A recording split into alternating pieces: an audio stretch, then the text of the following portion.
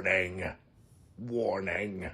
You are about to enter the propaganda report. That's right. You have entered the propaganda Brad report. I am your Binkley. host, Brad Binkley.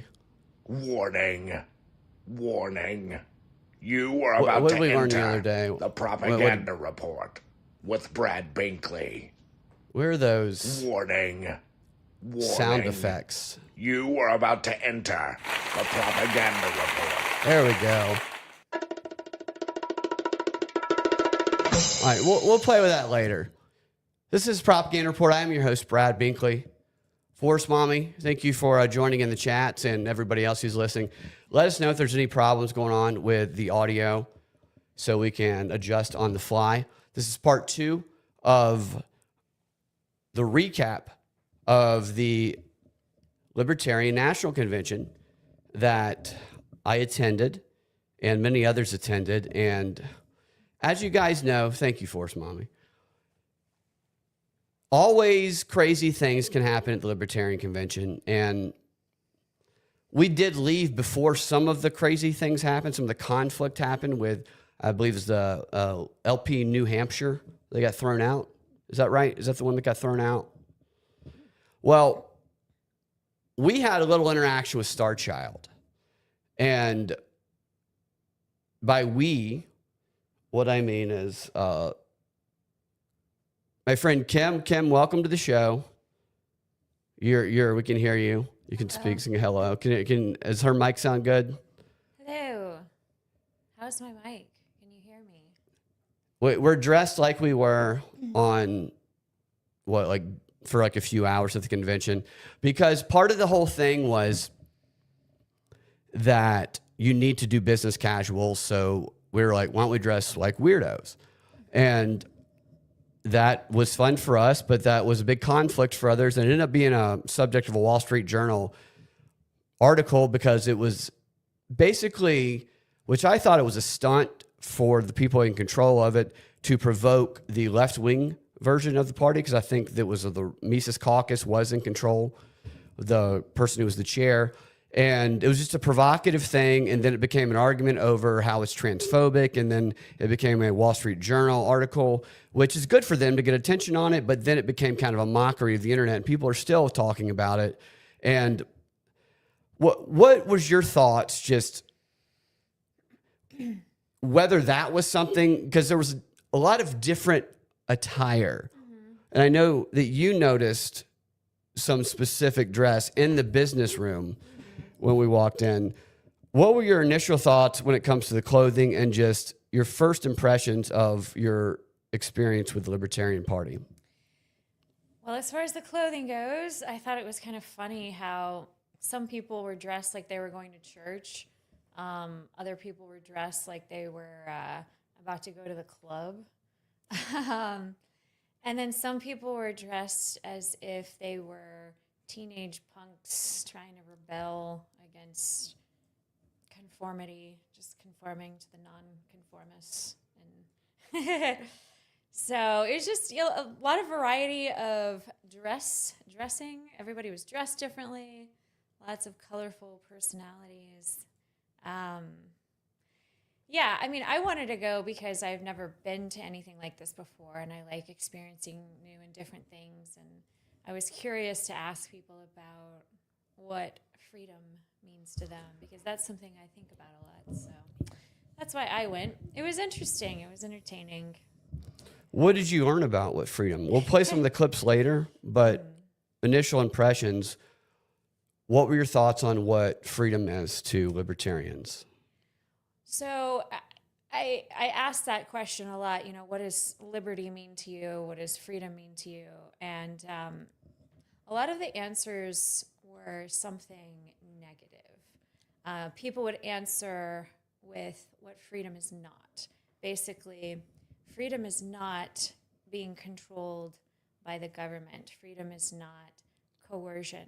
Freedom is not being restricted. So they would answer it with a negative, as opposed to what freedom is for. So I was curious to ask, okay, well, I understand you think freedom is not being oppressed or not being controlled or not being regulated. So what is freedom for, as opposed to what is it against? And I think about that a lot, because I think about it from like a philosophical standpoint.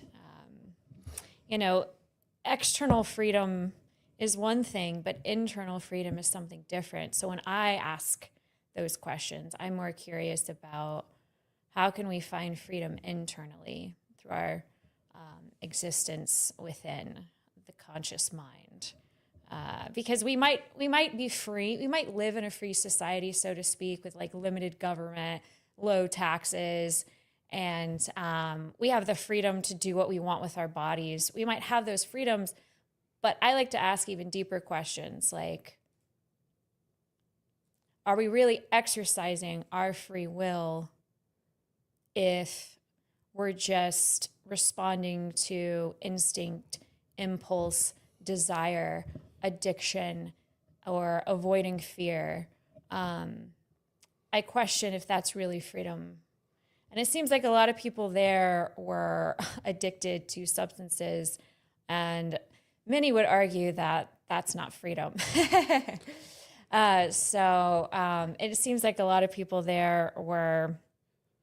they were voting on the business stuff, and not all of them, but some of them, very obviously, they were either drinking because there was a bar at like 10 a.m.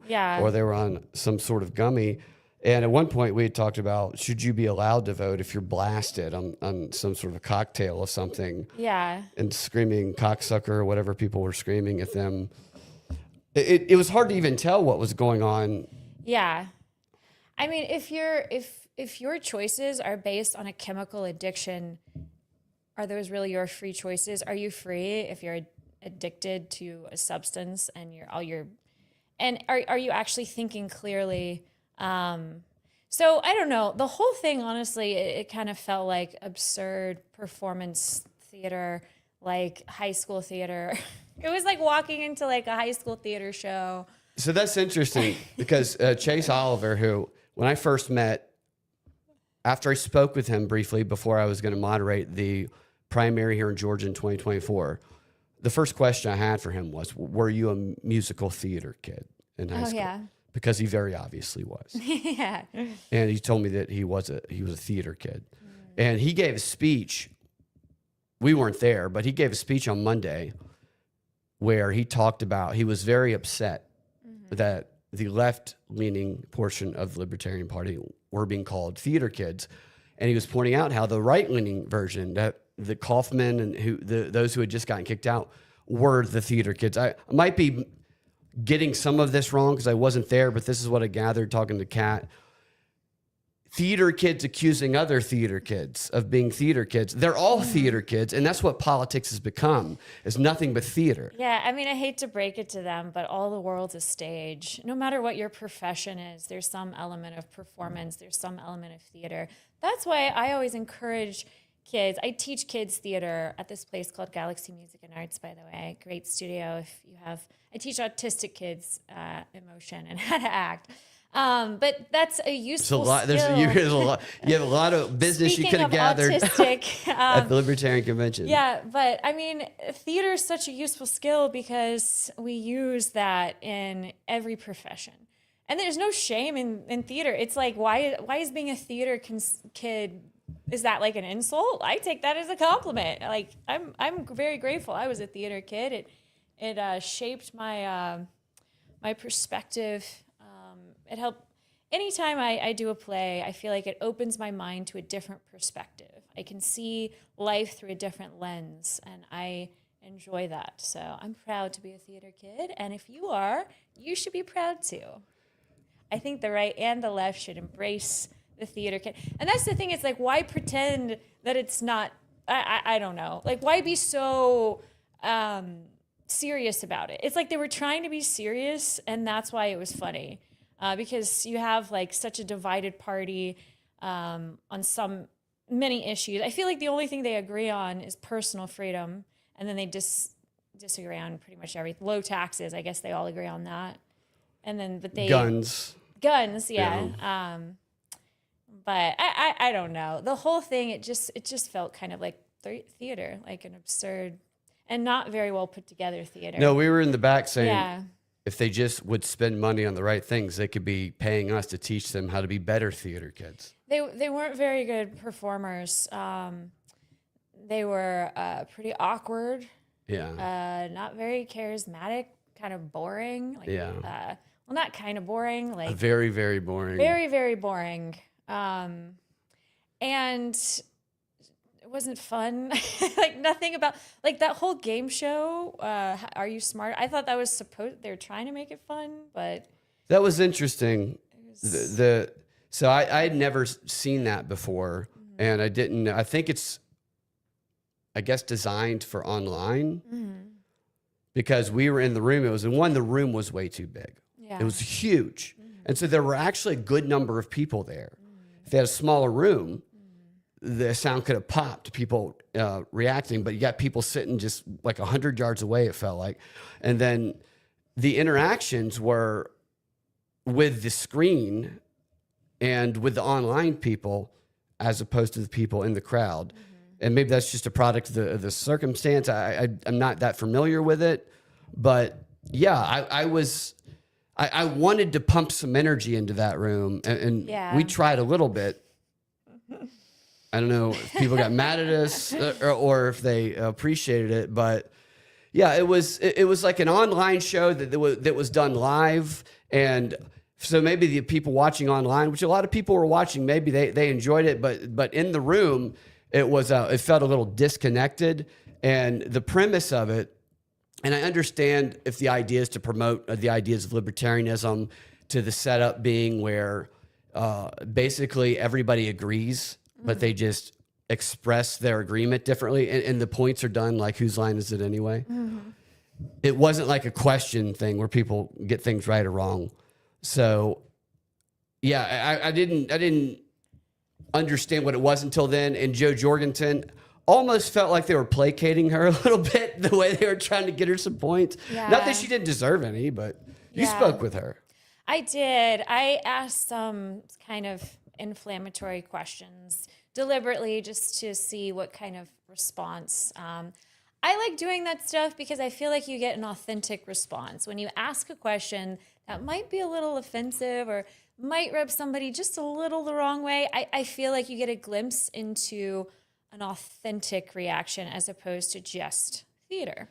So that's why I like doing those kind of slightly poking fun, probing sort of questions. And I did that with her. I don't know if you want to. We're gonna we're gonna go to that right now. Actually, I'm gonna find that clip, and then we're gonna get to the Star Lord or whatever he calls himself here in a second. But yeah, it seemed to me like a lot of the people there, they feel like they want to feel like they're doing something important, and they want to feel like they belong to a community of sorts, and I just question like what actually got accomplished. Yeah, we did ask a few people what they had gotten accomplished. What ultimately the outcome of it was. I know they kicked out, or that's not the correct word. They separated. They broke things off with the Libertarian Party in New Hampshire, and some of you guys in the chats can explain that better than I can. I'm not sure the exact, but I think that's probably what they wanted, because the guy who ran, this Kaufman guy, he does PR stunts all the time. He's the right-leaning theater kid. And that, like, I think his goal was to get kicked out because he was running for the chair for the purpose of dissolving the whole party because of like the division. It's so different on the right and the left. It's like so different. Yeah. Yeah. And so if the goal was to try to unite them and to focus on their commonalities, I mean, I didn't see any of that. And then the whole like fight breaking out, I guess the day that we left, I heard that some lady got slapped. Yeah. I mean, she took some papers, from my understanding, off of the LP New Hampshire table, and somebody slapped her, and then the police were called, and then they were like, we have video of what happened. She was stealing from us. Yeah, it's an interesting rule, the whole nap thing, the non-aggressive. I mean, Right. What is the definition of that has always been my question. It's the non-aggressive principle, right? Non-aggression principle. Yeah, non-aggression principle. So the question is like, okay, what counts as aggression? Psychological coercion? Does that count as aggression? But saying like, okay, well, if somebody tries to steal your property, you have the right to retaliate. So right. that's basically saying two wrongs make a right. So, you can verbally, just be vindictive. Yeah. Like they're basically that. Like what that rule. Would you have slapped her? So that rule is basically saying it's okay to be vindictive. Like if somebody like tries to take your property, it's okay to be violent. Yeah. Well, so that's the way. What would you do if somebody took your property? Well, so you're assuming aggression is physical. No, I mean, I'm not assuming that. I'm asking. I'm like, what counts as aggression? Because somebody could easily argue that aggression is not just physical, that aggression is psychological coercion, manipulation. Yeah. And that gives you the right to react, but in what ways? What are the definitions? According to the principle, the NAP, it gives you the right, like if somebody is like taking your property, it gives you the right to like physically assault them. I've always been confused by that because that's been one of the staples of the Libertarian Party. And I like Libertarians more than the other parties. There's no doubt about that. But this is one thing because it's when people kind of hold themselves to these high principles, and that is one of the main ones. It sounds like a really high principle. Like what kind of principle is that? I'm sorry, it just sounds kind of stupid. So you're not convinced of it? Well, to me, it's like a war dumb. where It sounds dumb. Where every war is a war of self-defense, and that's like. Yeah, and fighting for peace is like fucking for celibacy. It's total hypocrisy is what that is. And that's the thing about everything that I heard these people say. Oh, not everything. I don't want to say everything. A lot of the things they were saying, they were contradicting themselves. There was so much hypocrisy. It's just mind-blowing. Like I feel like a lot of the people I spoke with your friends as an exception, a lot of people I spoke with they had delusions of grandeur. Like they thought they were doing something really important by being there when really they're just not making any sense. Like none of those rules make any sense to me. Yeah. It's like the Roberts rules. The Roberts rules of order is what runs the room in there. And it kind of holds. So there's benefits to it, I guess, because maybe you get stuff done. So it's like a weapon to be able to know Robert's Rules of Order better than other people. And you can slow things up and you can get your things passed. We talked to a couple people who told us about how they changed the rules to where you have to have 20 people instead of 2 people to support a new appeal to something. It was all real convoluted, some of it. Yeah. And it's like, how do you get anything done? The thing about the air conditioning, they told us it was a joke. There was like a 10, 15 minute argument about should they turn the air up? And if turning the air up, will it make the heat go up? It was very confusing. I didn't understand why they were overcomplicating something so silly about they really have to have a whole formal process and vote on the AC. Like the AC is the talking point. That's how they want to make use of their time. Yeah. Like all these people are gathered to try to do something productive and they want to talk about something petty like the AC or like what people are wearing.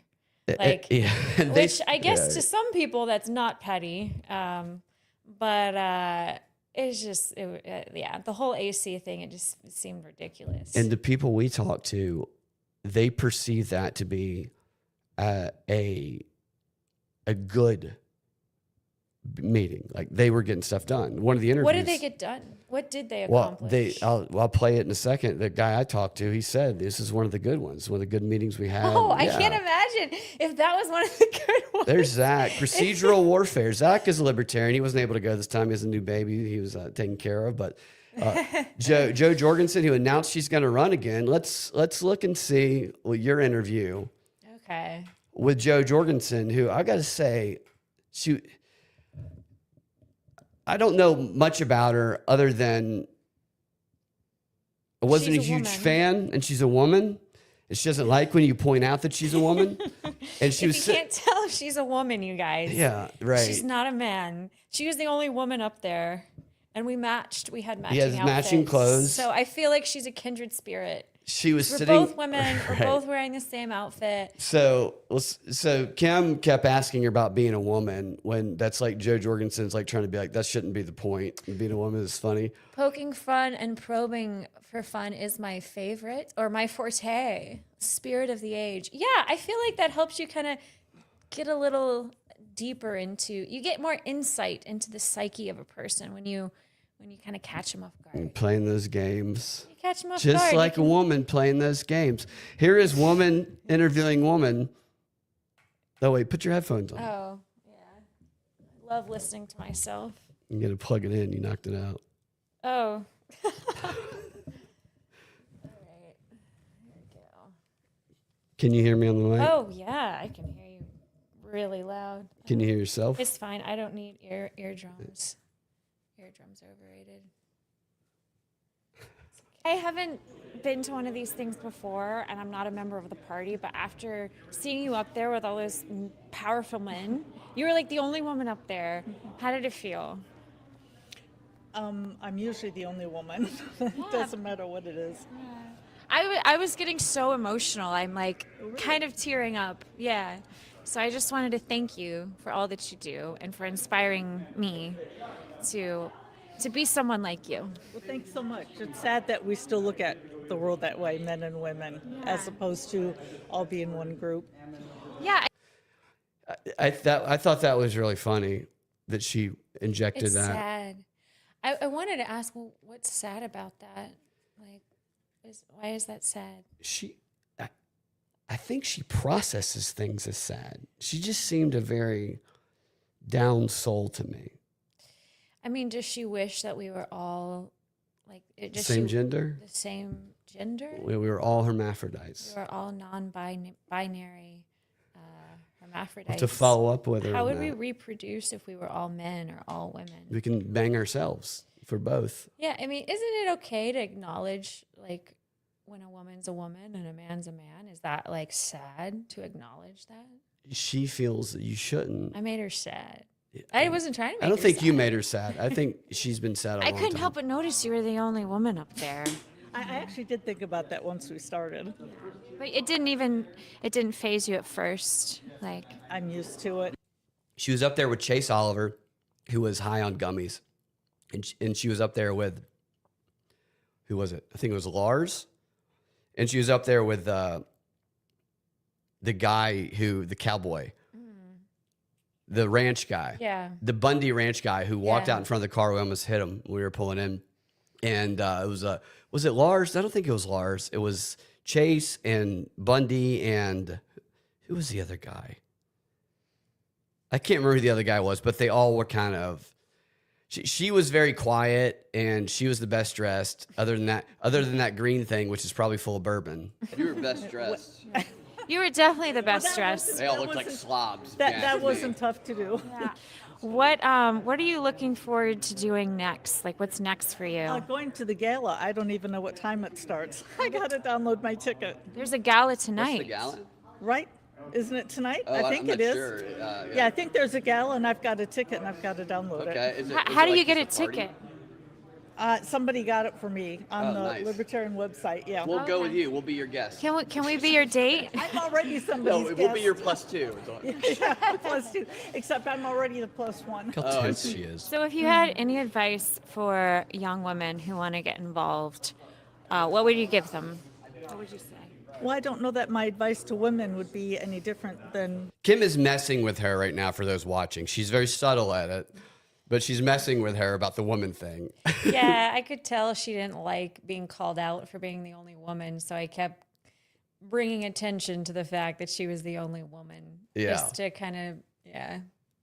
Look at her looking at you. She looks like she wants to She kill looks you. like with I'm it. scaring She gets her. mad at you when she says you asked her one more question at the end. Here. Men, I would say, first of all, if you want to go into politics, you probably shouldn't.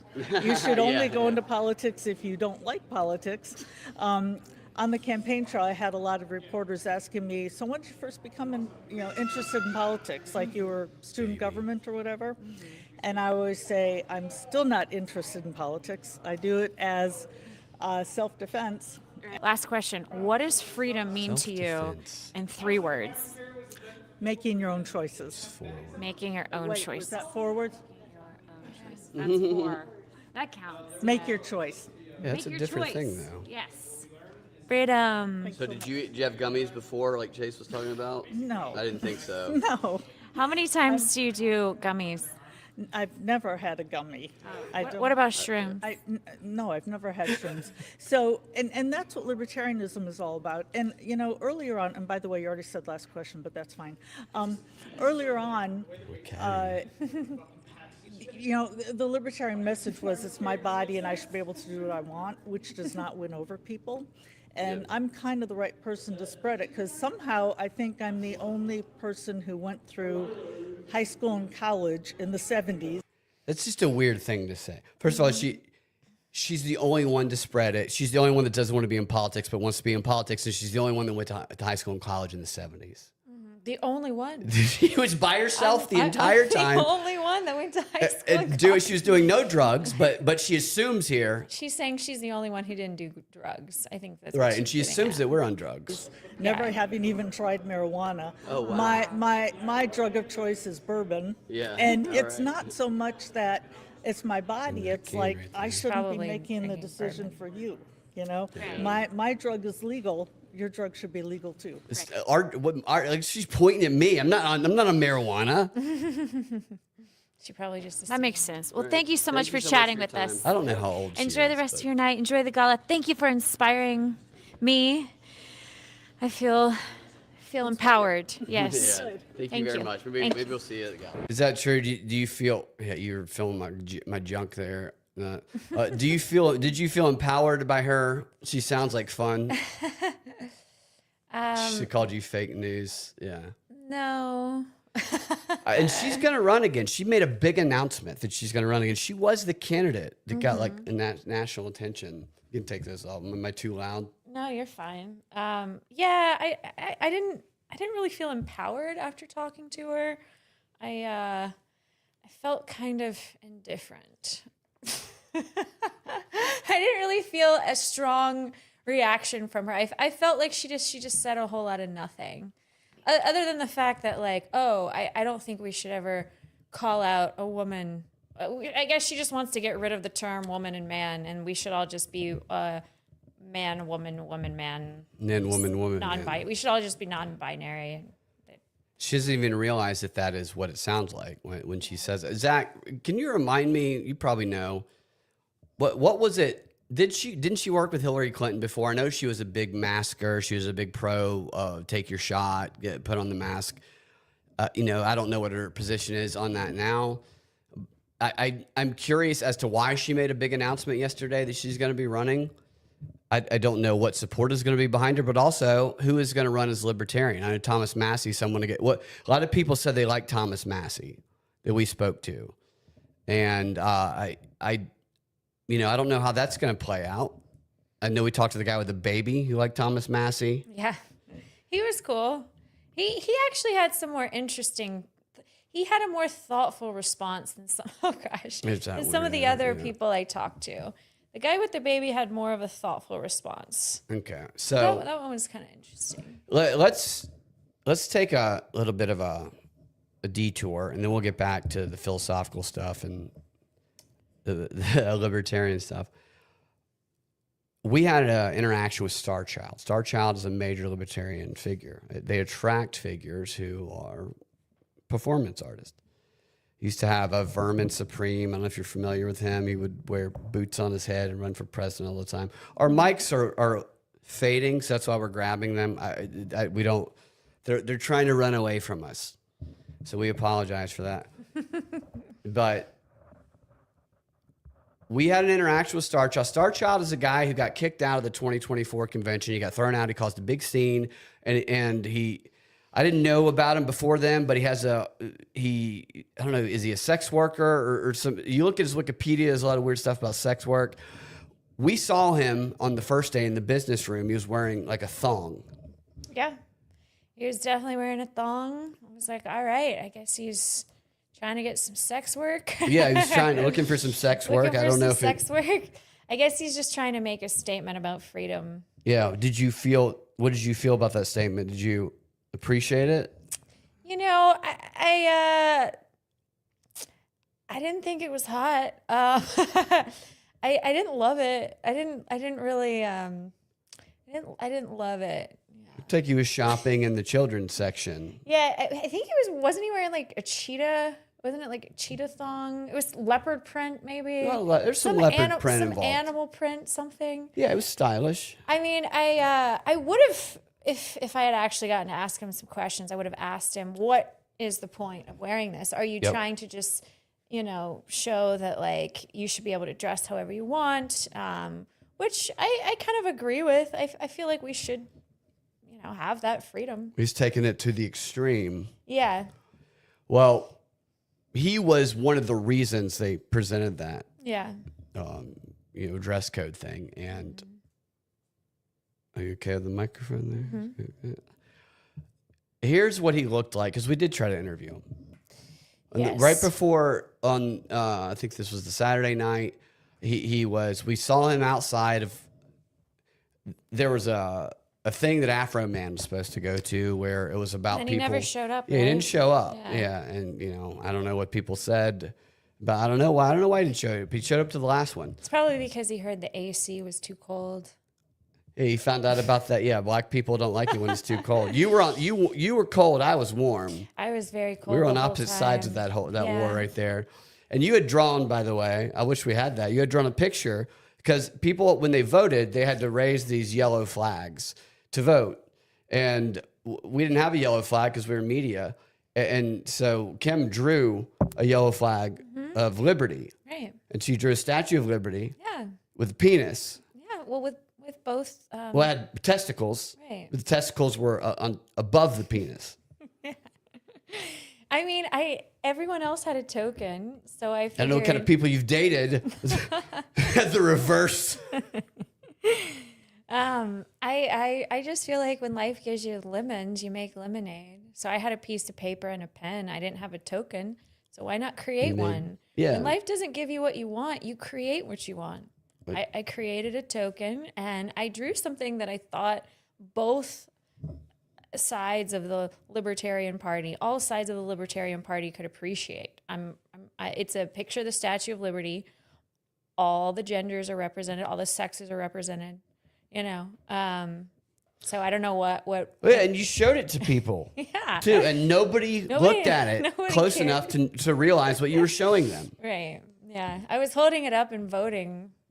I'm surprised we didn't get kicked out because they kicked out other people for that. There was a guy who he brought in a chair that reclined all the way back. He was like asleep, and he's just like, he's throwing his thing up half asleep. It was ridiculous. They were shouting shame, shame, shame at one point. We don't know why, but nevertheless, wait, yeah, there we go. So here's the Starchild incident, and we met him outside, and all we wanted to do was ask him questions. Okay. Yeah. He seemed very distrustful of me. Yeah. He wanted to know where I was from, and I told him I'm the propaganda report, and I told him I was familiar with what happened to him in 2024. And he said some things about the media doesn't tell the truth, and I agreed with him. And I told him what I was being honest. I wanted to talk to him. I wasn't trying to set him up or do anything. Right. Little did we know, he was setting us up. So it seemed like we were being dragged along. Lured, literally. perhaps. Yeah. Possibly lured. Because you'll notice in this video, and you'll see why when you hear the clip, a lot of chairs in this video to sit down in and do an interview. Yeah, because we asked him, would you like to chat? And he was like, sure. Who are you? And then you said who you were. He was like, okay, let's go find this party, and we can find somewhere to sit at the party. Well, he said, let's find a place to sit first. Before he even mentioned the party. Yeah. Yeah. Let's find a place to sit. We passed first. numerous places to sit. And then he was like, well, let's go to the party, and then we can do it there. And here he is in a tube top. Yeah. With looks like he's got a breast. All right, we're rolling. All right, well, I'm here with, what's your name? Starchild. The mic had gone out at that point, battery. What is the highlight of the convention this year to you? That's a good question. Well, it's not over yet. Look at his nipples. He's on the cold side. Yeah, I'm faking a southern accent. Embracing my roots. What does freedom mean to you? We were from the Renaissance, and then we were rednecks. Ability to do what you want, as long as you're not initiating force and fraud against others. You know, people respecting that right. And you were just telling me that you actually got like kicked out of the convention last year. Not For kicked doing out of what? not kicked out of the convention. 2024, yeah. Trump, Trump speech. Trump's speech. For the Libertarian Party convention, and we, a lot of us didn't want him invited there to begin with, and So that's his outfit, by the way. Cute. rival candidate from the party and all that. And I protested that, and that was what eventually transpired. Let's wait though and talk when we're sitting down. It'd be better because Okay. All right. So he wants to sit down. I want to go to the round. Wants to wait and Where, sit so down. where you heading? There's a bunch of seats up there for the hotel. You staying in the hotel?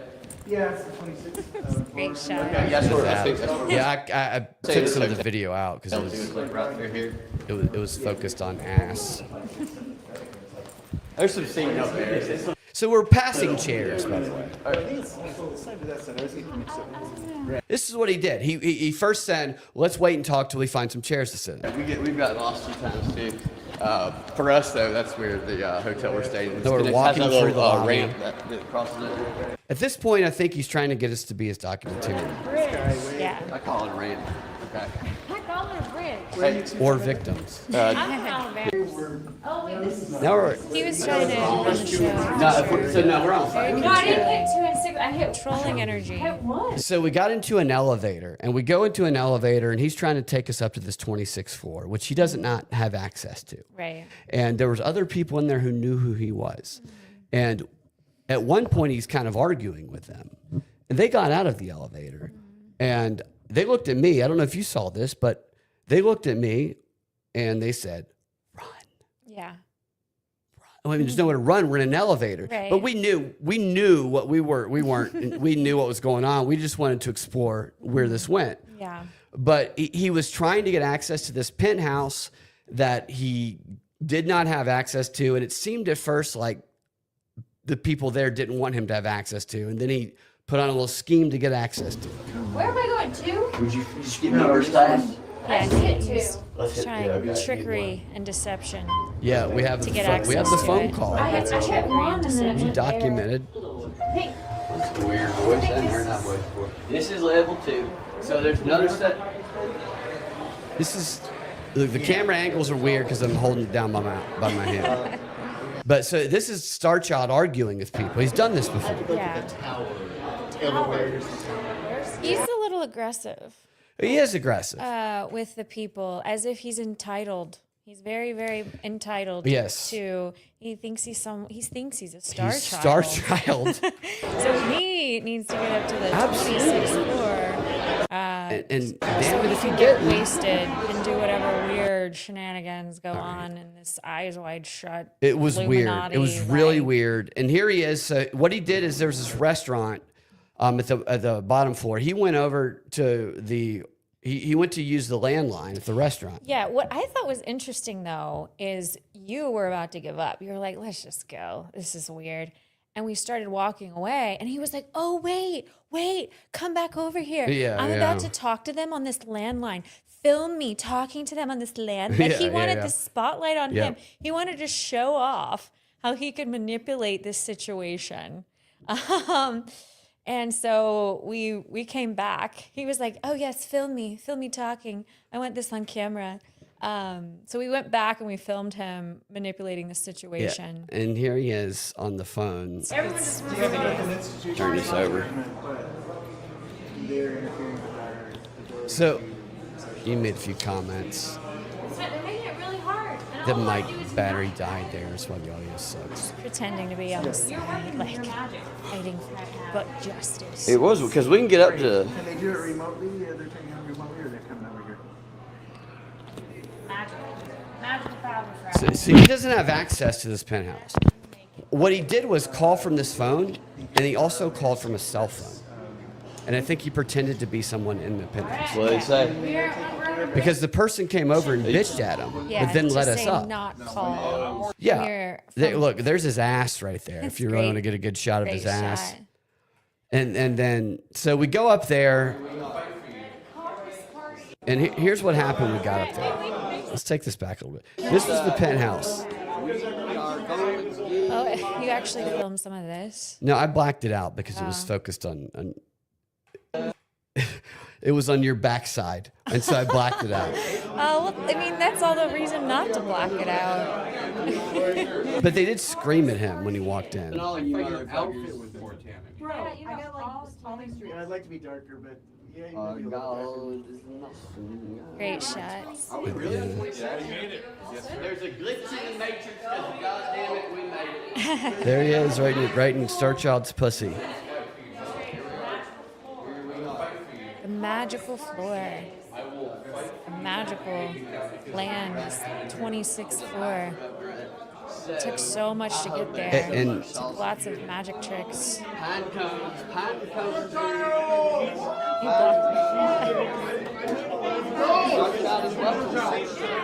This is we are going to give. so they're slapping Starchild high fives. It's about to be.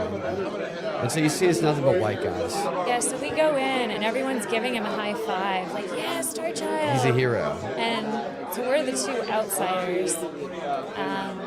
There's 40 white dudes between 45 and 60. And there's like 3 white women between 50 and 65. Yeah.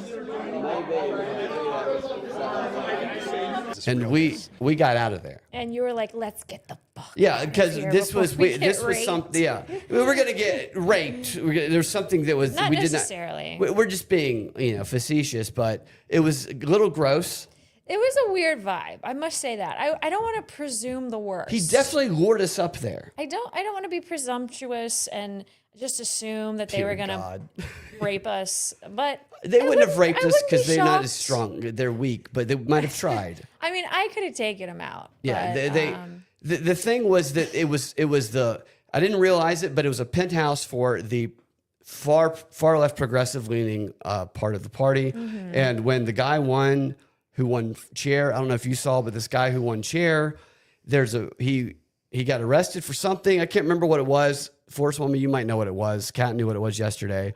But he got arrested for like armed robbery or something like that. But there's a photo of him at one of the conventions with a shirt on that says, "This is the only shirt I have that doesn't have cum on it." And he's kind of an icky individual. Yeah. And he's giving a speech after he won.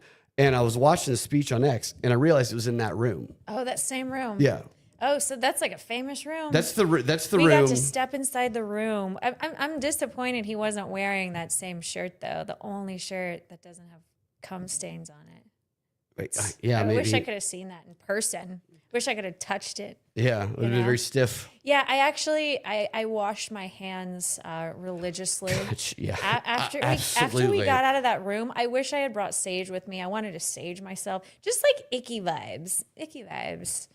You It was know, just a disgusting. vibe. And so that's like part of the reason people have a problem with the Libertarian Party is that those vibes that we experience. Because we experience the other vibes, cool people who are resourceful and they're not trying to do stunts all the time. Jake and Zane and all those guys. Mm-hmm. And these couldn't be more opposite types of people. Yeah, it seems like they just want to have a big orgy. It seems like they're in the same headspace as like an angsty teenager. They equate freedom with rebellion, Yeah. and chaos and orgies. They're like 50 years old. Yeah, they equate freedom in a different way than the other side of the libertarian, I think. So what would you say? We can get back to some of the clips in a second, but you have some philosophical thoughts on which we touched on a minute ago, on freedom and the Libertarian Party. Politics is philosophy. Republican, Democrat, Libertarianism. What are your thoughts on, I don't know, just on those? Yeah, I mean, it seems like progressives often feel like they're fighting for freedom from oppression, Democrats often feel like they're opposing control and they're opposing a centralized state. Republicans feel like they're opposing, they're opposing chaos and they're opposing disorder. Republicans want to cling to tradition, and so it seems like it's a fight against something as opposed to for something. And that's what I find interesting when I ask these types of questions. Like I was saying before, people often respond with what they're against as opposed to what they're for. So I like to wonder, where does true freedom really lie? Does freedom just mean freedom to express yourself, or does freedom mean self-mastery? Because if all of our choices are just based out of, biology, trauma, upbringing, cultural conditionings, propaganda, are we really free if we're just responding mindlessly to our biological drives?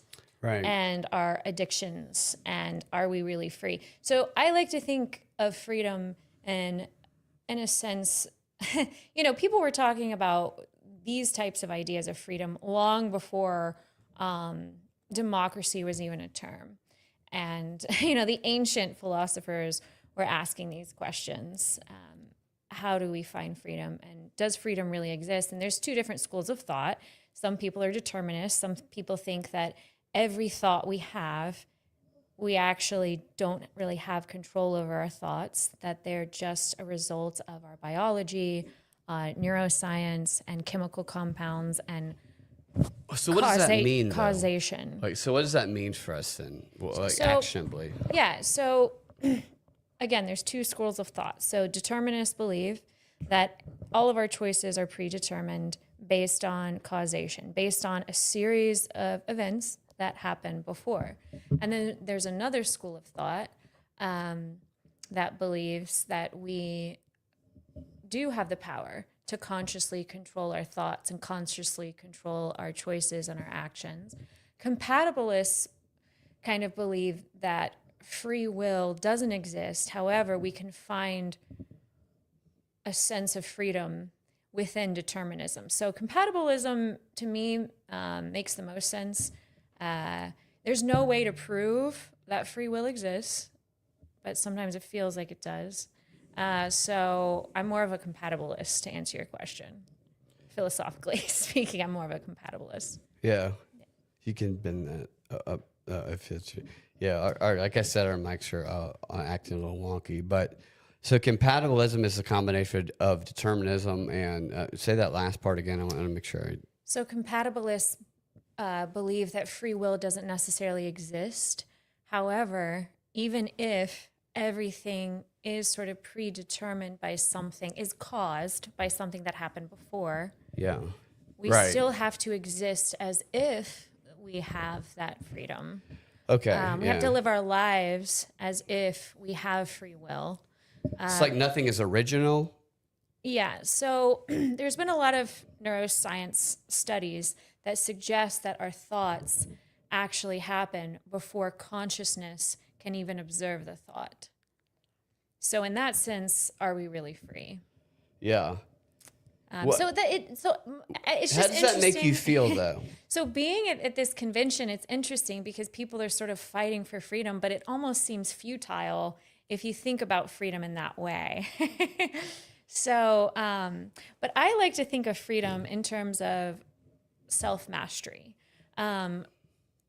creating yourself, having the freedom to create the life that you want, having the freedom to create your reality and to create who you want to be. To me, that feels more like freedom than just opposing something, Right. Because the other thing is like you can find freedom, like if you've ever seen the movie Shawshank Redemption. It's a great movie.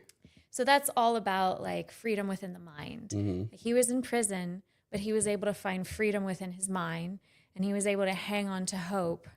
And that's something that other people don't necessarily have that control. Even if you feel like your liberties are taken away from government control, there's still a way to find freedom within your mind. So you can be free in any situation if you have freedom within the mind. Yeah, inner freedom versus external freedom. Yeah, so that would be an ability that you'd have to develop to be unaffected by the external circumstances, which is, I think, rare. People can develop that, but they have to have a lot of discipline to do it. And with screens nowadays, the way that people can be so manipulated, people really have to go within themselves, I think, to withstand the onslaught of propaganda that comes against them. And when it comes to the Libertarian Party, as much as I love a lot of the people that are involved in it, I agree with you in that a lot of the questions that you asked, but you asked great questions, you did a great job. The answers that you got about what is freedom were always like, well, freedom is this thing that it's better defined as what it's not. And it was never what it is, and it was never could be clearly defined or concretely defined or something that somebody could hear and repeat, and they would often kind of contradict themselves, which is understandable. Humans we contradict ourselves. We're hypocrites. So an acknowledgement of that, I think, is a more practical way to achieve things. But like, I don't know. It almost felt with the people that we talked to, like some sort of pitch. Here's this pitch for freedom, and that you can in no way take it and apply it in your own life. Yeah, it sounded like a bunch of generic stuff that was very surface level.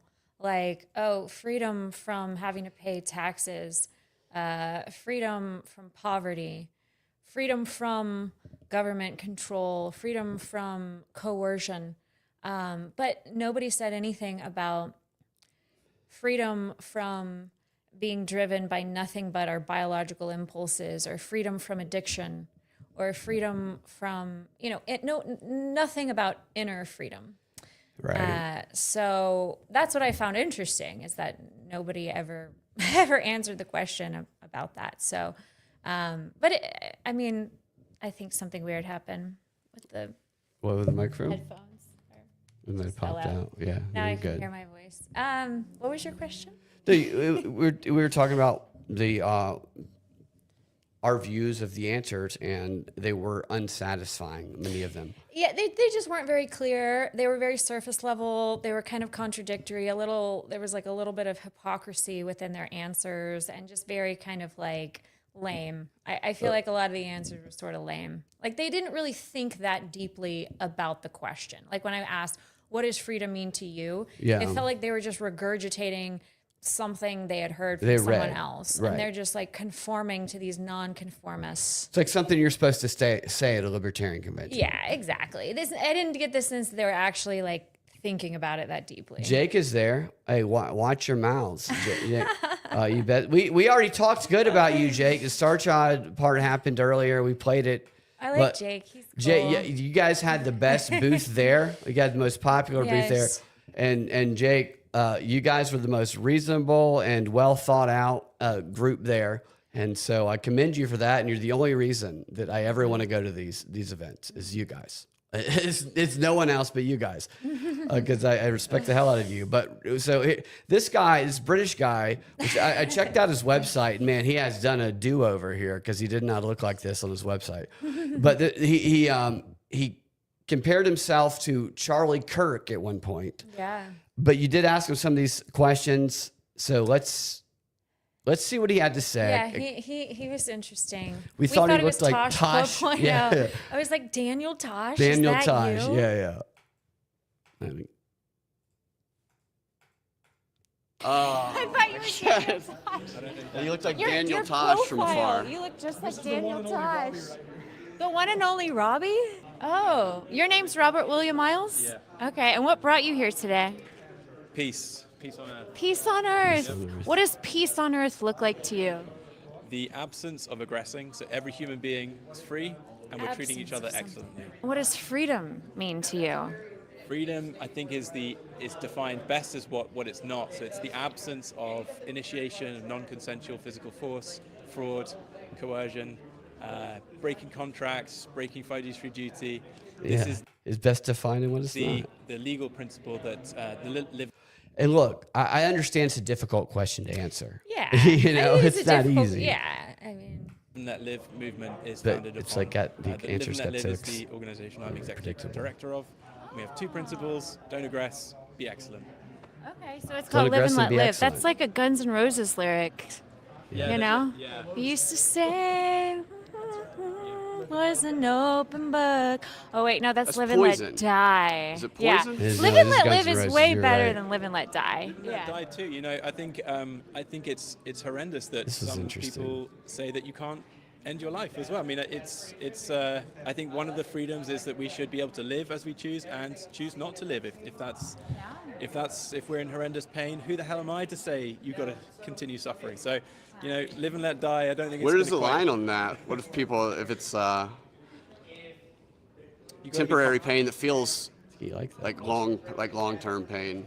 You've got to be a competent adult. So, you know, if someone's a minor or like suffering some mental illness where they don't have control over, they don't have agency, then there's a fiduciary relationship. You can't be ending their life even if they want to. But if someone is a competent adult that's not, if they're a competent adult, then it comes back to this question: who the hell am I to tell you how to live or not? So you define competency by like cognition ability, like if they're mentally ill or something like that. Like, It's a great question. Yeah. There's a few words that are integral to this legal principle, and there is no one definition. So, competent adult. At what age does one become an adult? Is it 18? Is it 17? There's not like a right answer. Another word is reasonableness. Who's actually defining the gold standard? What is reasonable? This is why we have the common law system, which evolves over time. We can triangulate on what's reasonable, but ultimately, Live and Let Live's kind of hidden third principle is let the local community decide. There are some topics where reasonable minds disagree, and we can fight about it, or we can live and let live. 3l.org, number 3, letter L.org, is the website. We are. He works the kind of website think of in us there. a little bit like Turning Point USA. Everyone's If selling Turning Point USA something. was aiming for peace on earth via these 2 principles. do you think he's just a grifter? No, I don't think he's. I think everybody's a grifter. Okay, we're all a little bit of a grifter, but some people's grift has honest intentions and they try to bring actual value. So everybody is trying to make money. No, I think that he is. I don't think he has ill intent. I just think that he is. I think that he has very surface level talking points. I went and looked at the websites that he gave us. Oh.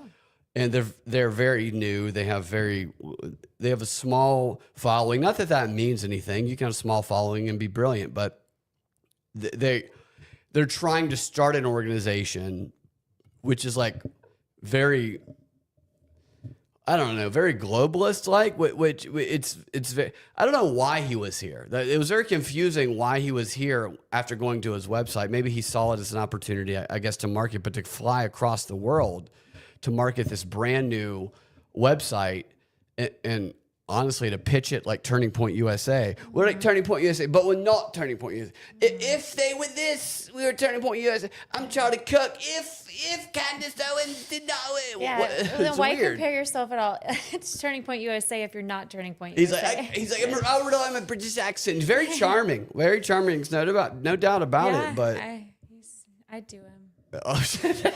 And if I Turning do Point 'em. USA was decentralized, so we are run by our ambassadors for topics, for regions, and we exist to serve those ambassadors. We're a mutual aid network in some ways. We help those that share these 2 principles, that each human should be free and we should treat he each other seems- excellently. And in some ways, we are a reaction to libertarianism. We are somewhat critical of the libertarian movement because aiming for freedom, like why aim so short? Why aim for independence when we can aim for interdependence? You know, where we are freely engaging with each other Because he's like, and I'm a helping each other globalist, out because we can, not because we must. so when you say interdependence, do you mean all over the whole earth? No reason not to. I mean, I think we've been caught in tribalism for so long. No, I'm not saying that we should consider ourselves as part of the global tribe, but like I do personally. Does that make me a globalist? Well, I don't want a global government, but I recognize that we're from one Earth. There's only one of these Earths that we found so far. It's a very beautiful, precious thing. I don't find much difference in the 40 countries I've been to around the world between human beings in those countries. I like to think of all human beings as my brothers and sisters. That makes me feel good, but I don't think say that everyone has to do the same. Right. But I think that's the kind of ethos of the Live and Let Live movement. Everyone's our brother and sister. If you agree that each human should be free, then you're a brother and sister of us. If anybody here were a Fed, who would it be? It's got to be the British guy, right? I'm on the cover. Good answer. This is originally our country, and I'm trying to take it back. Oh, I knew it. I always knew it. Cover Fed.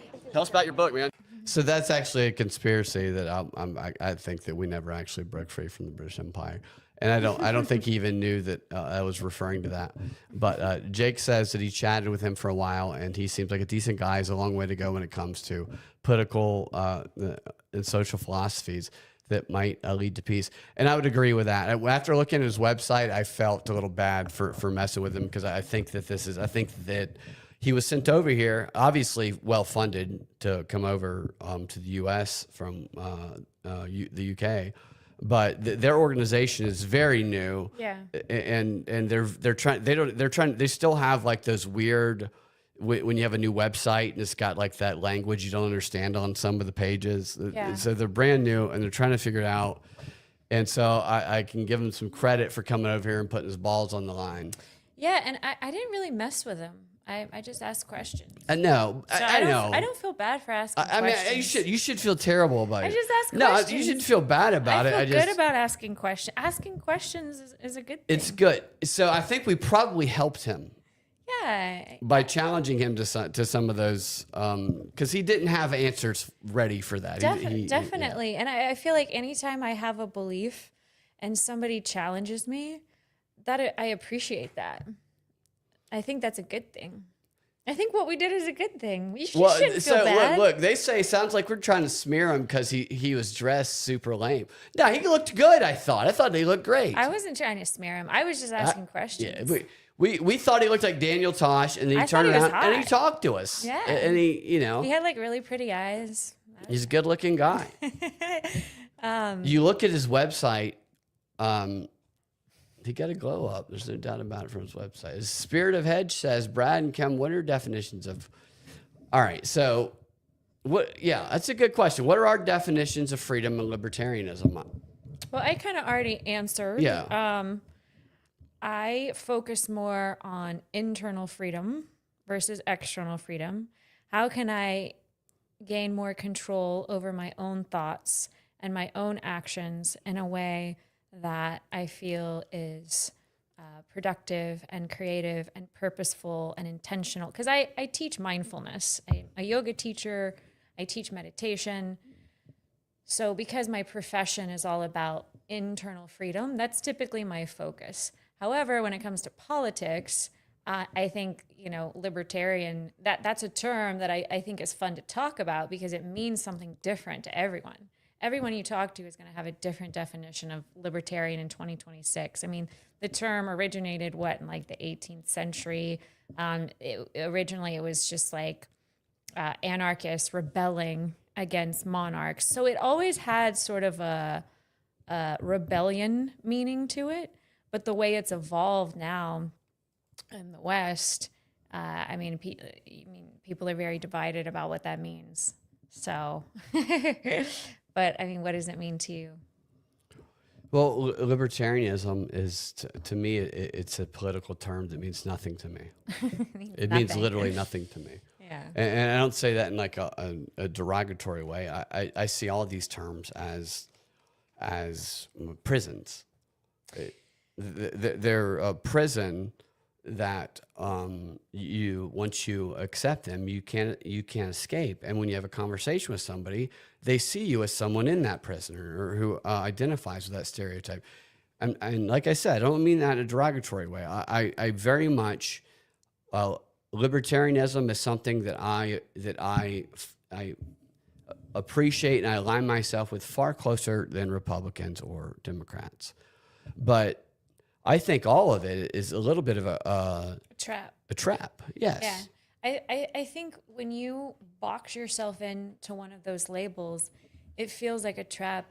And it almost feels like the sinister plan to divide and conquer, almost like, Yeah.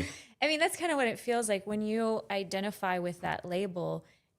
I don't like identifying with labels because then I feel boxed in, and that is the opposite of freedom to me.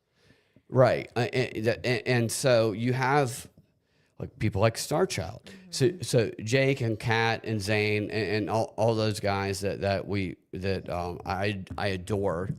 I would every day of the week I would align myself with them and associate with them. Starchild, as much I think. Look, I don't think Chase is a bad guy. I think Chase Oliver's a good guy. I think he's performative, whatever. I think Chase is a little bitter now, actually, after talking to him at this convention than he used to be before. But I think he is deep down a good guy. Those aren't someone that if I say I'm a libertarian, and they say, "Oh, you're like Chase Oliver and Starchild," no.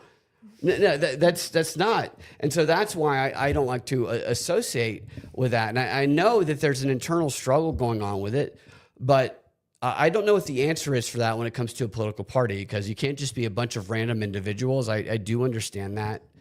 And I know I'm the outsider when it comes to this, but I think the libertarians need that.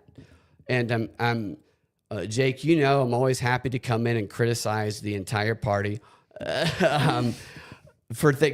So Jake, who's listening, is a fantastic cinematographer and a hard worker, and he would totally help them with their production of things, and their production of things as is shit. It's complete shit. So you watch the Democrat or Republican convention on television, and it looks like it's Hollywood produced. And you know what you don't do? You don't think about all of the audio and visual problems.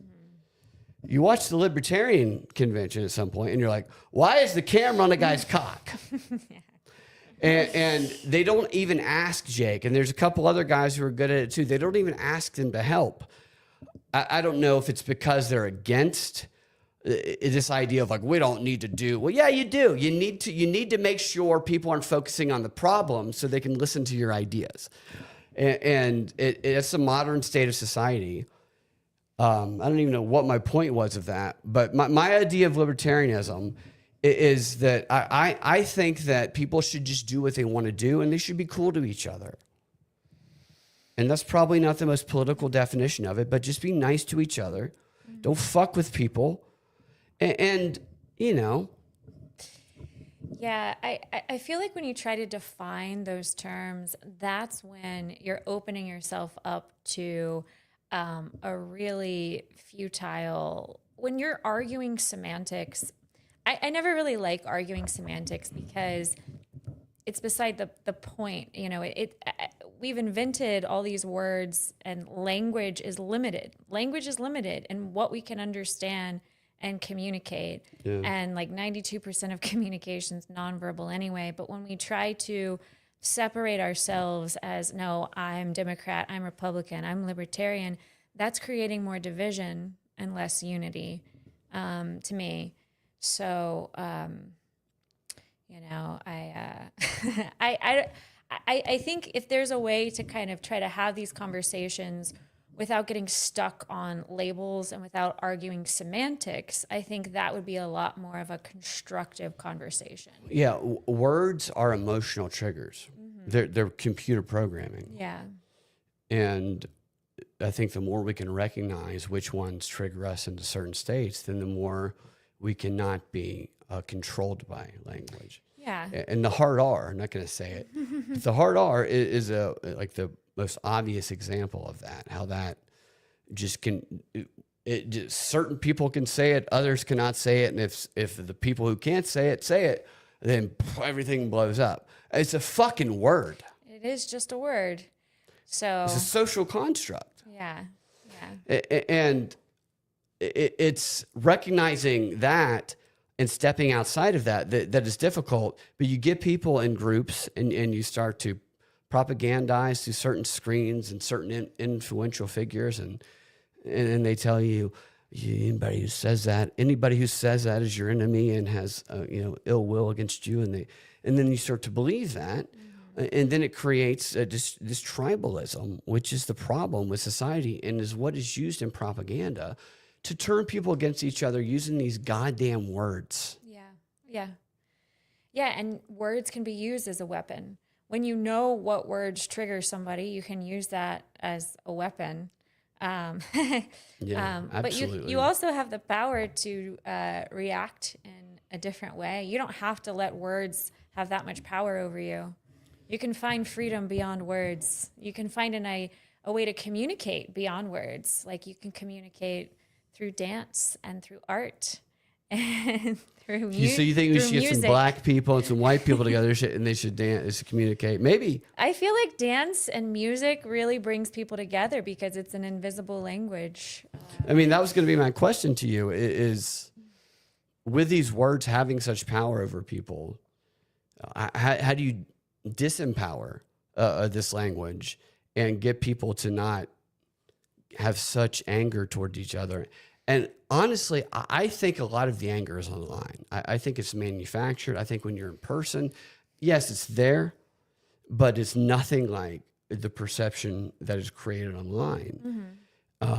It's like they want to create this reality that people who are online live, and they try to manifest, and then you go meet people in person, and then they're like, they don't give as much of a shit. Sometimes they do. But that's a battle, actually, is to turn the actual in real life world into the online world. Because if you can do that, then you can control everything through this language and through this propaganda that is seeded through these influencers and top down. It's just crazy how consistent it is with the verbiage they use. I don't think everybody's controlled, but I think some people see it and then they repeat it. But like when you talk to people one-on-one, they're usually not like the whatever the person is who's screaming at you on X. Right. There's something about the psychology of feeling safer behind a keyboard to type all these angry words, and it's not as people don't feel comfortable doing that in person. But to answer your question, a long-winded question. Yeah, I feel like having conversations and communicating in ways that are a little, try to communicate with an open mind without being presumptuous. If somebody uses a word that you find offensive, maybe don't presume that was their intention. Or maybe ask what they meant by that. Yeah. It's a simple question. What do you mean by that? And then maybe you can find some commonality. If you seek first to understand before you seek to be understood, you're going to have more of a constructive conversation. Is that Kim original? Is that a philosopher? Yeah, if you're having a conversation, that's why I prefer asking questions, because I'm seeking to understand before I'm just trying to force someone to understand me. For me, I think that reading stuff that makes you think like that is helpful. And I think that you do also. Is there anything you would recommend? I mean, I think reading any books that have differing opinions that you've never been exposed to before. For instance, if you grew up Catholic, reading a book that's like the opposite of Catholicism, or exposing yourself. That's why I went to this libertarian convention, because it's something different. I thought, oh, maybe I'll come away with a new perspective on something.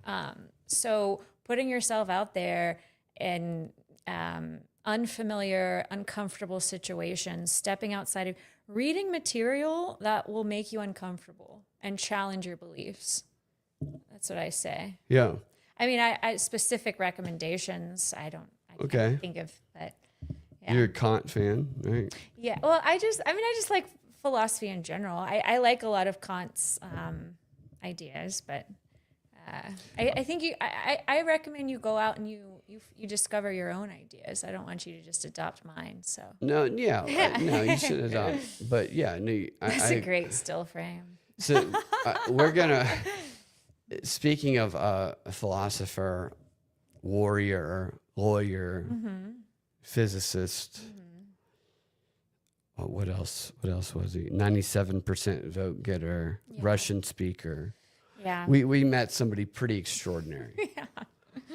And this guy was at the convention, and quite honestly, he had a thing in front of him. It had like $6 in it.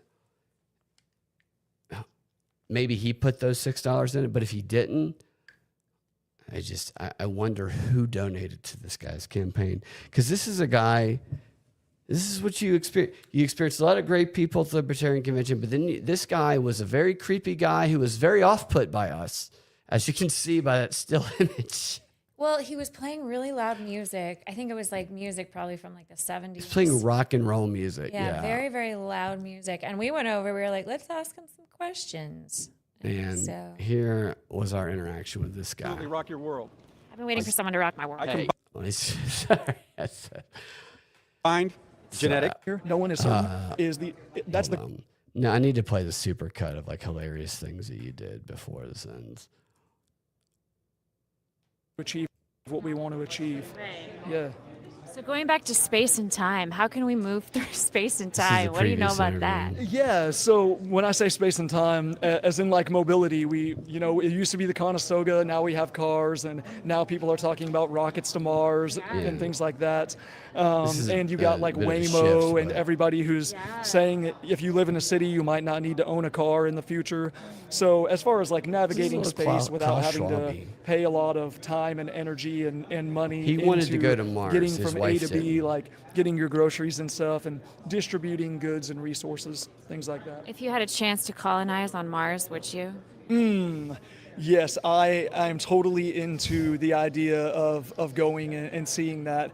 What do you think of that? Not to shift subjects, we're going to go back and play that other guy, but like that idea of if you had the chance to go to Mars and colonize, are you interested in that? Well, I mean, I feel like we're destroying the Earth, and eventually the Earth is going to. You think we're destroying the Earth? Yeah, I mean, scientifically speaking, the Earth isn't going to last forever. So I think that's the.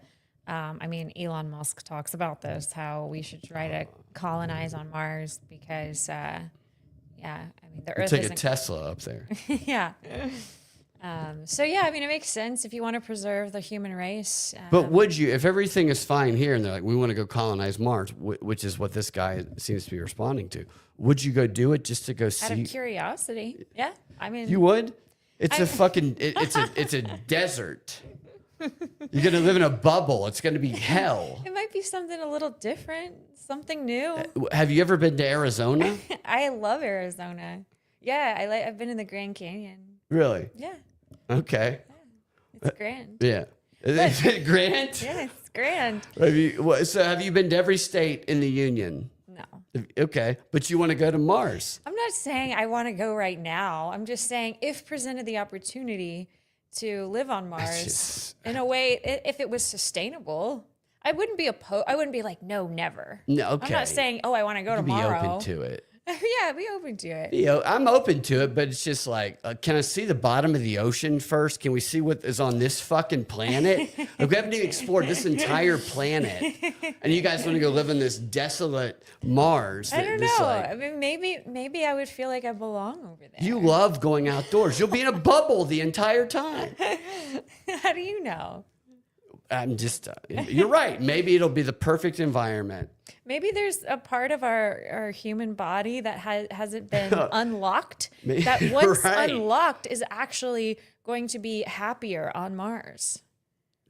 You're very good at rationalization. It's possible. It's not maybe impossible. Maybe we go on Mars and then suddenly like we transform and adapt to the climate there and evolve to a higher state of consciousness where we are Right. not so like mad at each other all the time and we can get along. But wouldn't you want there to be a test group to go first and find that out? Maybe, but yeah. I would go to Mars if I was just like everybody here hated me and I was like, I gotta get out of here. I gotta go. I have burned all my bridges. I need to get to Mars. Actually, she and I have talked about that. My wife and I have talked, and I'm like, what would you say if we're like 80 and they're ready to go? Would you want to go and see it? And I Where there's no health care. say hell yes. That's where I'm at. What does she say? She was no. She says hell maybe. No, I saw her. She was no. Yeah. If it's a sure thing. I'm curious, what is your most controversial libertarian idea? For me, life is a mystery, and that is the fundamental reason why we shouldn't controversial. coerce each other into following a certain path. The fact that life is a mystery, that we don't really know what it is that we're doing here, no one is certain, that's the ground fact of why we should not coerce each other into following a certain path.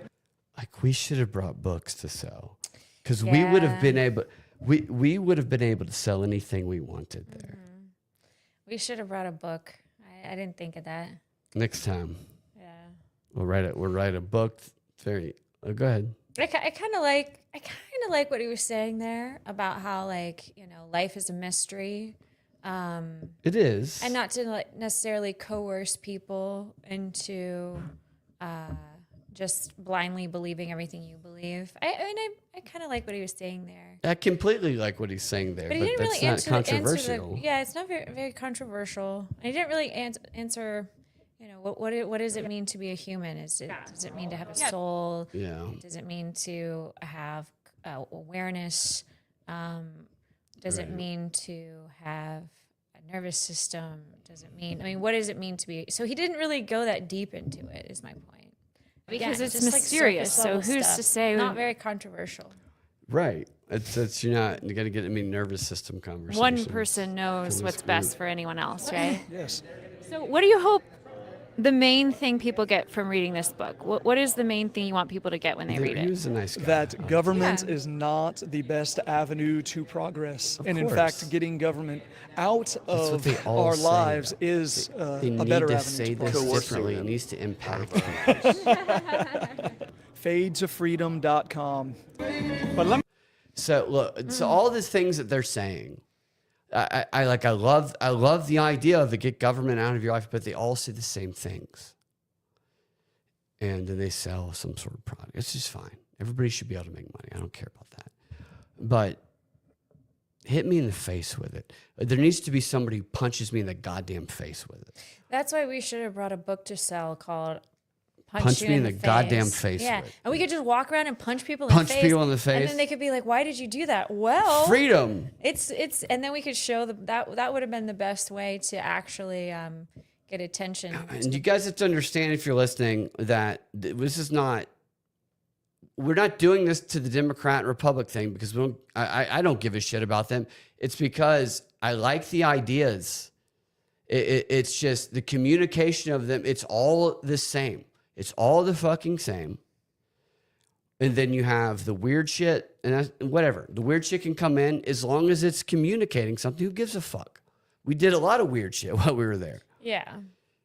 And it just, people need to be inspired to get their asses up and do something, and maybe not necessarily joining a party. I'd be far more willing to join a party that wasn't trying to get me to join it, that was trying to get me to do better. And I think that a lot of the people involved here try to get people to do better, like what Jake and Peaceful Sea Network does with the Great Create, trying to get people, like, it just inspires people to do things. That kind of stuff is like, okay, cool. You're triggering me to be a better version of myself. It's just listening to people say talking points that are so surface level and they're so non-tangible that I just want to see. Look, Jo Jorgensen's probably a very sweet lady, but she's gonna run and she's gonna get money behind her for some reason, which is crazy. Yeah. She will. Yeah. Chase Oliver got money behind him.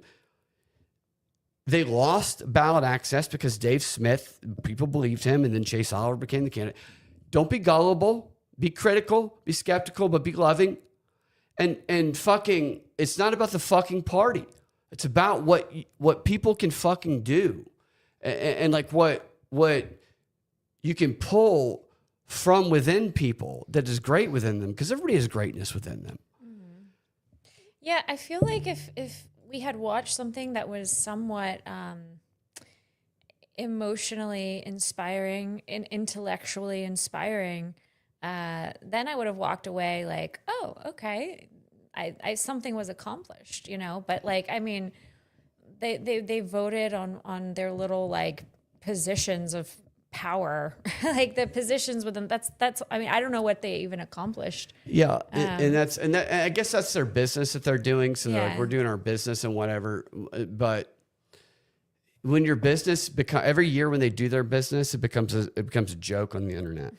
It does. It becomes a joke, and it shouldn't become a joke because they have better ideas than the other retarded parties. The other retarded parties are just more united. And there's you in a helmet, right there. And this is a nice guy talking about privacy. What? Yeah, he was nice. Oh, I liked him too. He was nice too. I cut the part out with his baby because I didn't want to show his baby. That's fair. But here's you asking him about freedom.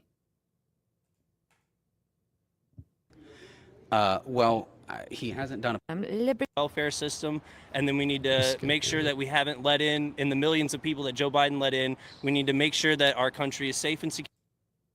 Let's give that. He hasn't done a podcast for a long time, but Jason Stapleton, Sorry, I'm trying to get your question, which I thought it was interesting that you asked him a question about freedom, and then he Very much, gave sir. somebody else's Appreciate it. What answer does for the freedom. term libertarian mean to you today?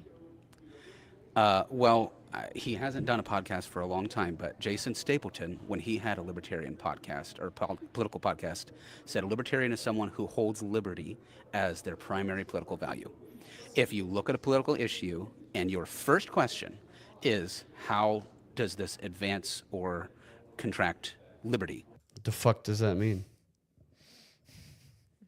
How does this advance or contract? What does it mean to contract liberty? I don't know. I like this guy. This guy was a really nice guy. Yeah. A genuine guy. Yeah. I don't know what the fuck that means. And that's your primary value politically, then I think you're libertarian. Okay.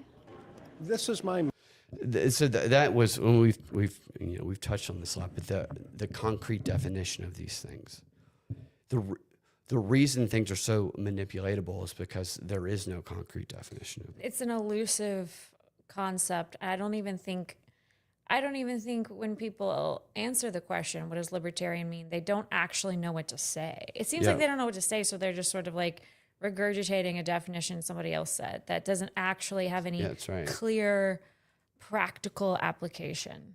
And so what I think would be beneficial for anybody who wants to shake things up a little bit is to come up with a clear, concrete definition of what you mean by it, with examples of it. And that will alienate a lot of people, but good. That's good. You want to attract the ones who agree with what you define, and you want to get the ones who don't to run away from it. Liberty, democracy, all these words that are used to control us, these are propaganda terms. They're called glittering generalities. They're in every propaganda book for the past 100 years. The literature has been written in all the universities. The first people like Edward Bernays, Harold Laswell to write about propaganda, they include all of these terms, and they say these are the manipulatable terms that do not have a concrete definition because they can change them, and they can use them for whatever purpose to bring mass groups of people together and manipulate them in a different direction. Because you bring people in who have different definitions in their own mind, and they don't realize it's conflicting, but the people manipulating you don't give a shit. So define them and weed people out and get a clear vision of what it is you want and the people that you want to work with want, and then you will not have to worry about all this bullshit. Yes, it will shrink the amount of people you're working with, but the alternative is this. It's literally one of the most fundamental propaganda terms, and the entire party is based on it. And I don't know what the answer is. I don't. I think the answer is skepticism with love. Loving skepticism. Loving skepticism. People get black-pilled sometimes. I'm not a black-pill person, but I'm a skeptical person. And I think everyone should be. But it doesn't mean you have to hate anybody. No. I'm skeptical of you. You should be. Yeah, no. I'm skeptical of myself too. You should always be skeptical about yourself. It starts with you. Skeptical about others, but also skeptical about yourself first. I agree. I completely agree with that. Kim, tell me, I know I went off on a rant there, but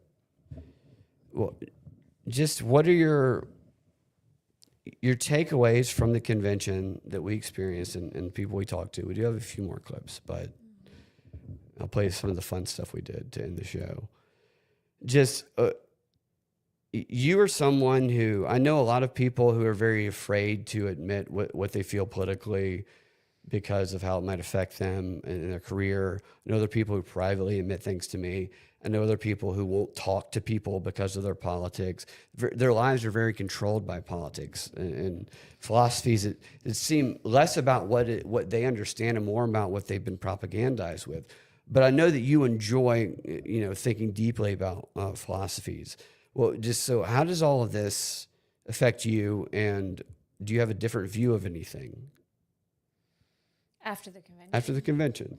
Yeah, so I went into the convention hoping that my perspective might change in some way, or I might get some insight into the inner workings of the minds of libertarians and understand. I really wanted to understand why the party is so divided and the various opinions, and just kind of pick the brains of everyone and understand the psychology a little more.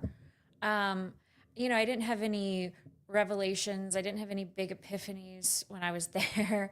My mind wasn't changed. My perspective wasn't shifted. It was entertaining. I thought some of the people were very nice. I thought most of the people have good intentions. I think the one thing that bothered me, though, was the hypocrisy about this notion of just, and this might sound judgy, but a lot of, so be it, but a lot of the people there were heavily intoxicated and doing drugs and doing really harmful things to their health, harmful things to their bodies. And I'm biased because I'm a health coach, but I question, are you able to think clearly and make smart political choices if you're drunk and inebriated? And also, like, I don't define freedom as addiction. Like, if you're addicted to a substance, that's the opposite of freedom. That's the substance controlling you in an unhealthy way. So that was the one hypocrisy that really struck me. So many of these people are all preaching freedom, yet they're not free because they're addicted to substances. So I don't know. That was just one thing I noticed. To them, they might feel freer with the substance because it allows them to do things they wouldn't do without it. But that's the substance controlling them. Right. That's not them having autonomy. Yeah. That's them just making choices because they don't have control because they're not sober. So that's the substance controlling them. That's not them controlling the substance. And I did ask one of the guys what percentage of people he thought were. He said less than I believed. I don't know. Seemed like probably most people, because they told me they were, that I spoke with. I don't want to generalize. I'm not saying everyone I'm not there saying is everybody there was an like alcoholic that. or something. I agree, but that was something that was very obvious because there were the people that were the most vocal seemed to be intoxicated. Yeah. There's people standing up and they were being kind of animated. And they also weren't making a whole lot of sense. Yeah, right. They were intoxicated. I mean, alcohol is a poison. Right. It doesn't do anything good for you other than turn you into an ape. You can't think clearly. Yeah. So to me, that's just the opposite. So that was the one hypocrisy. But I mean, I feel like most of the people I talked to had really good intentions, and I agreed with a lot of the ideas. I like a lot of the ideas, but I don't necessarily feel like they are doing anything practical and productive with those ideas. And the whole free speech idea, which is a fundamental principle of libertarianism. When you have someone thrown out of the convention, you can call that into question. Now, the argument's going to be, well, someone slapped someone because they took a paper off of the table, and then there's all these different reasons to justify removing a group. And I don't know all the details of it, but it's like every time a group is pure free speech or pure any other freedom, that something is introduced into the mix that shows that they're not. And I'm not saying we should be hunters and gatherers, but I think we should recognize that things can't be so pure. I think that's the problem. When you say pure, well, you have a part of libertarianism. Libertarianism is that, we're free speech absolutist. We are pro-gun. We are limited government, and then there'll be stunts that someone does that shows, that contradicts that triggers people into doing the opposite of that. well, yeah, it raises a lot of questions like what's more important, freedom, or sometimes it becomes a question of freedom versus chaos. Right. Because if you have so much freedom to do all the things, and that can cause chaos. So is order more important than freedom? And at what point does freedom become just complete disorder and irresponsibility? And I mean, it raises a question about responsibility, I think. And that's what everything is self-responsibility if you really want to be free. Right. It's because if you believe that you have free will, then you feel like you're responsible. And that's all of what government is. Government is, whether it's the left or right, is convincing people that they do not have power over themselves, and therefore the government will step in and solve those things, and you will rely on them. And when it comes to libertarianism, I feel like society has evolved to a point because people have become more aware, a little bit more awake of propaganda. I think people feel they're more awake to it than they actually are. But there is a little bit of awakening that's happened to where I think it would be helpful to be like, look, we're not this pure, because these pure libertarian ideals they're not realistic. And if it's like, we believe our ideal is this, but here's the nuanced situation. I feel like if we introduce the nuance, then it would attract people who reject them right now, and maybe people who could help them more. And I think society's ready for that, because I personally, I'm sick and tired of this idea that nuance doesn't exist.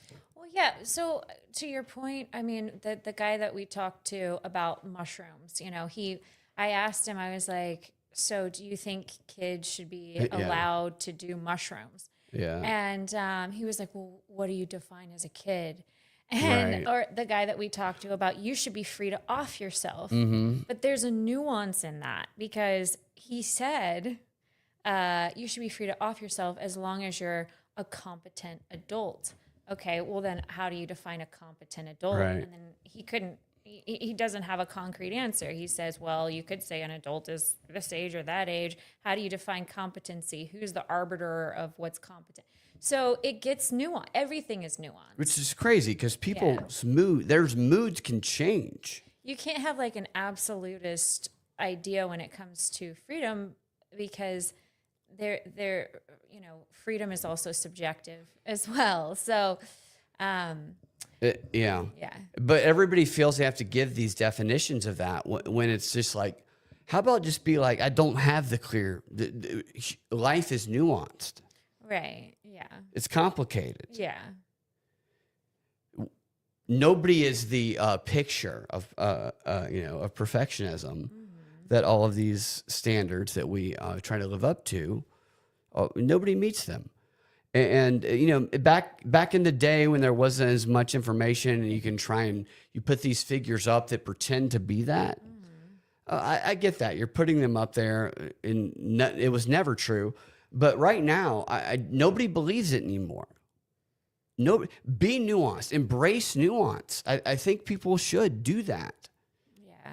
I think you will attract more people, and I think people just feel like, I don't know, maybe I'm in a bubble with this because of what I do, because I feel like this way.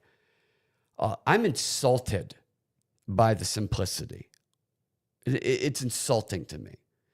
And I know it's not anybody being mean, and people are trying to play certain things. Some people are grifters. Some are just trying to propagate the message of their party, but it's just like, it's insulting when you look at the actions of the person who's delivering these messages, and then the messages themselves. There's such a contradiction. You're a human. We're all humans. Politicians used to pretend to not be human. They used to act like they were above this, and that's why people would vote for them. They're so perfect. Mm-hmm. They're great. They do these things we can't do. They're more fucked up than we are. Mm-hmm. So what? So fucking what? It should be flawed. We're all flawed. And maybe all of these people who have felt depressed and down and like they haven't been able to achieve things, maybe part of it is because this image of reality of all these unflawed individuals that they've been subjected to, maybe they think that's real. Maybe they don't realize all those motherfuckers are just as fucked up as they are. Mm-hmm. Maybe it would be comforting for them to realize, oh, Eric Swalwell is a fucking creep. Yeah, you know, mm-hmm. He's a creep who deceived people, and he just was confident about it. Maybe it would fucking be comforting to people to realize that Lindsey Graham's a fucking creep, that Donald Trump comes from a fucking drama. His mother was a fucking theater person. Maybe all that shit would change this perception of this is an ungodly human who is able to do things that I'll never be capable of. Does that make any sense? It does make sense. However, do you know anyone who thinks of politicians as an ungodly human? I know plenty of people who the way they talk about these politicians, it's as though they can do no wrong. Really? Yes. Oh, so I guess I don't know anybody. Most people I know think politicians are like really corrupt, and it's gotten more that way over the past few years. But yeah, there is a lot of people who see no wrong in some of these politicians. Now maybe they do that on purpose. They're blind about it because they're trying to promote their side. Well, maybe they want to believe that somebody is going to take care of them because they don't know how to take care of themselves. That's exactly what it is. That's exactly what it is. I mean, most people are so motivated by fear and desire, and that we don't really want freedom because we'd rather somebody just tell us what to do. That's exactly right. That's easier. That's the question. We don't have to be. Some people just like being lazy. You know, it's hard to think for yourself. It's hard to think critically. Do people want freedom? I think a lot of people don't.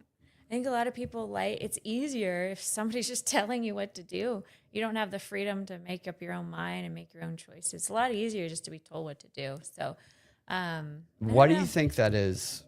Is that a fear of making the wrong decision? I think it has to do with fear and laziness.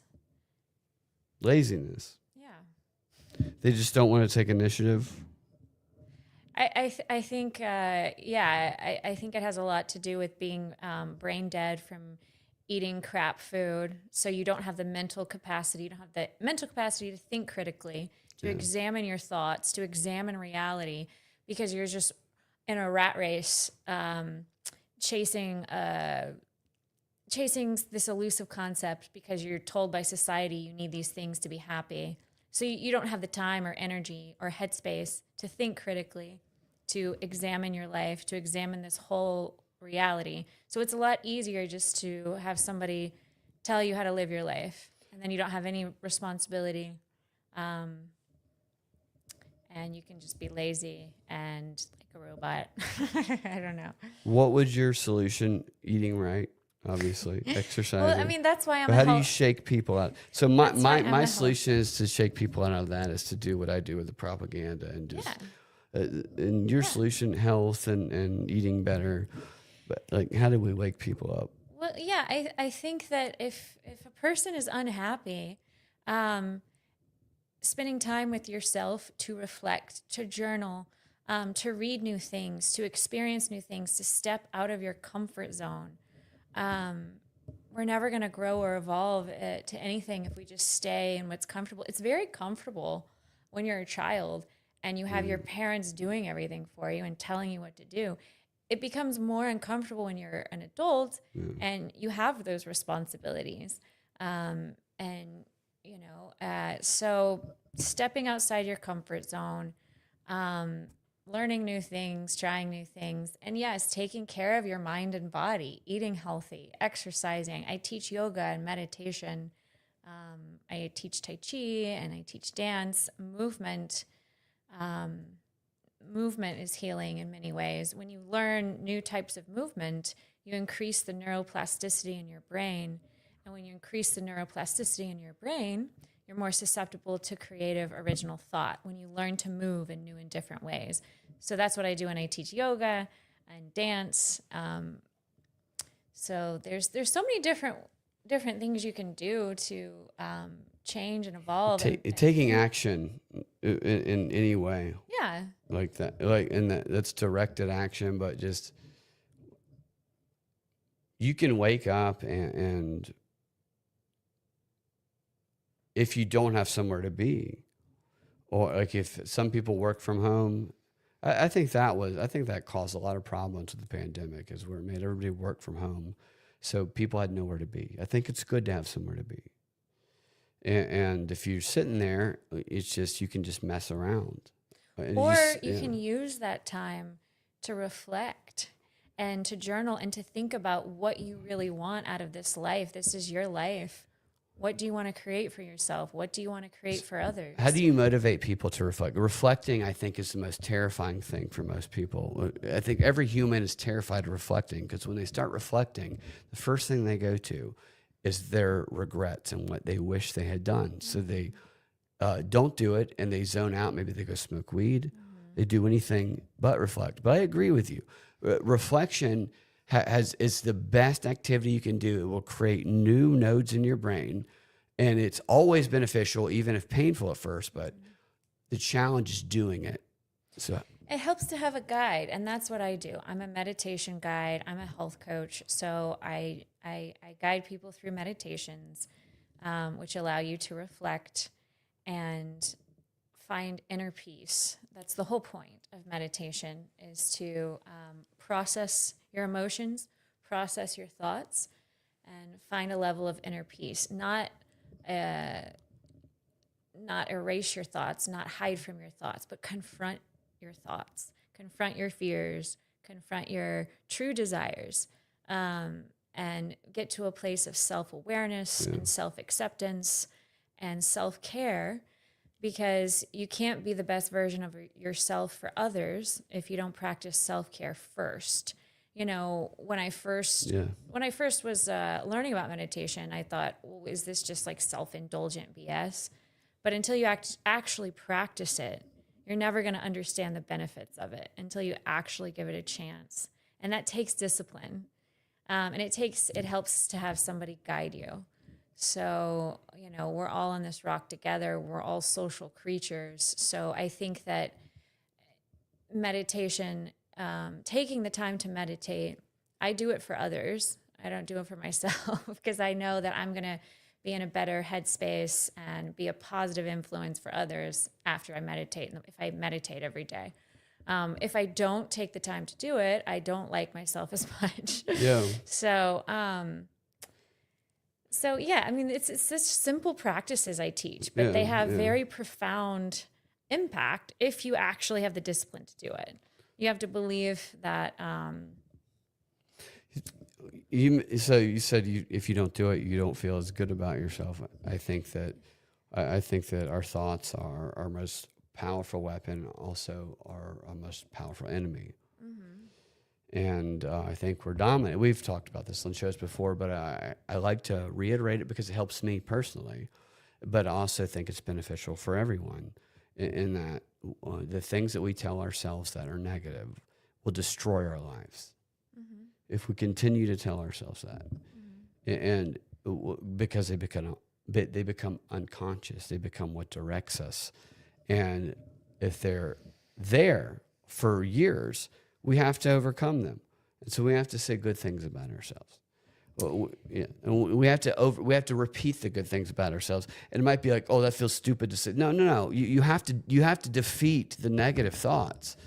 So yes, I agree with what you're saying, but there's also something called toxic positivity, because it's okay to have negative thoughts, but it's about, so when you're in meditation, it's simply about observing your thoughts without judging them as negative or positive.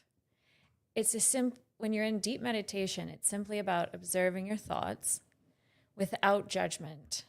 Almost like your thoughts are like clouds just passing by without identifying with your thoughts and without attaching to your thoughts and just observing the thought without any attachment, any judgment, any identification, and then letting the thought come, letting it go, and then maybe putting the thought aside and then bringing all your attention back to whatever your anchor is. Sometimes your anchor is your breath. Sometimes it is a positive mantra. Sometimes it's sound. Sometimes it's someone's voice. Sometimes it's your fingertips. So it's about having an anchor to focus on.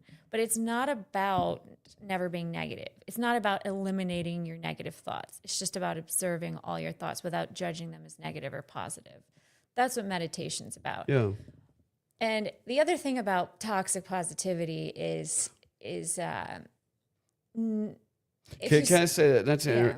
But I mean, when people tell them they hate themselves. Well, yeah. When you're telling yourself you hate yourself, obviously that's not going to have any benefit. Yeah.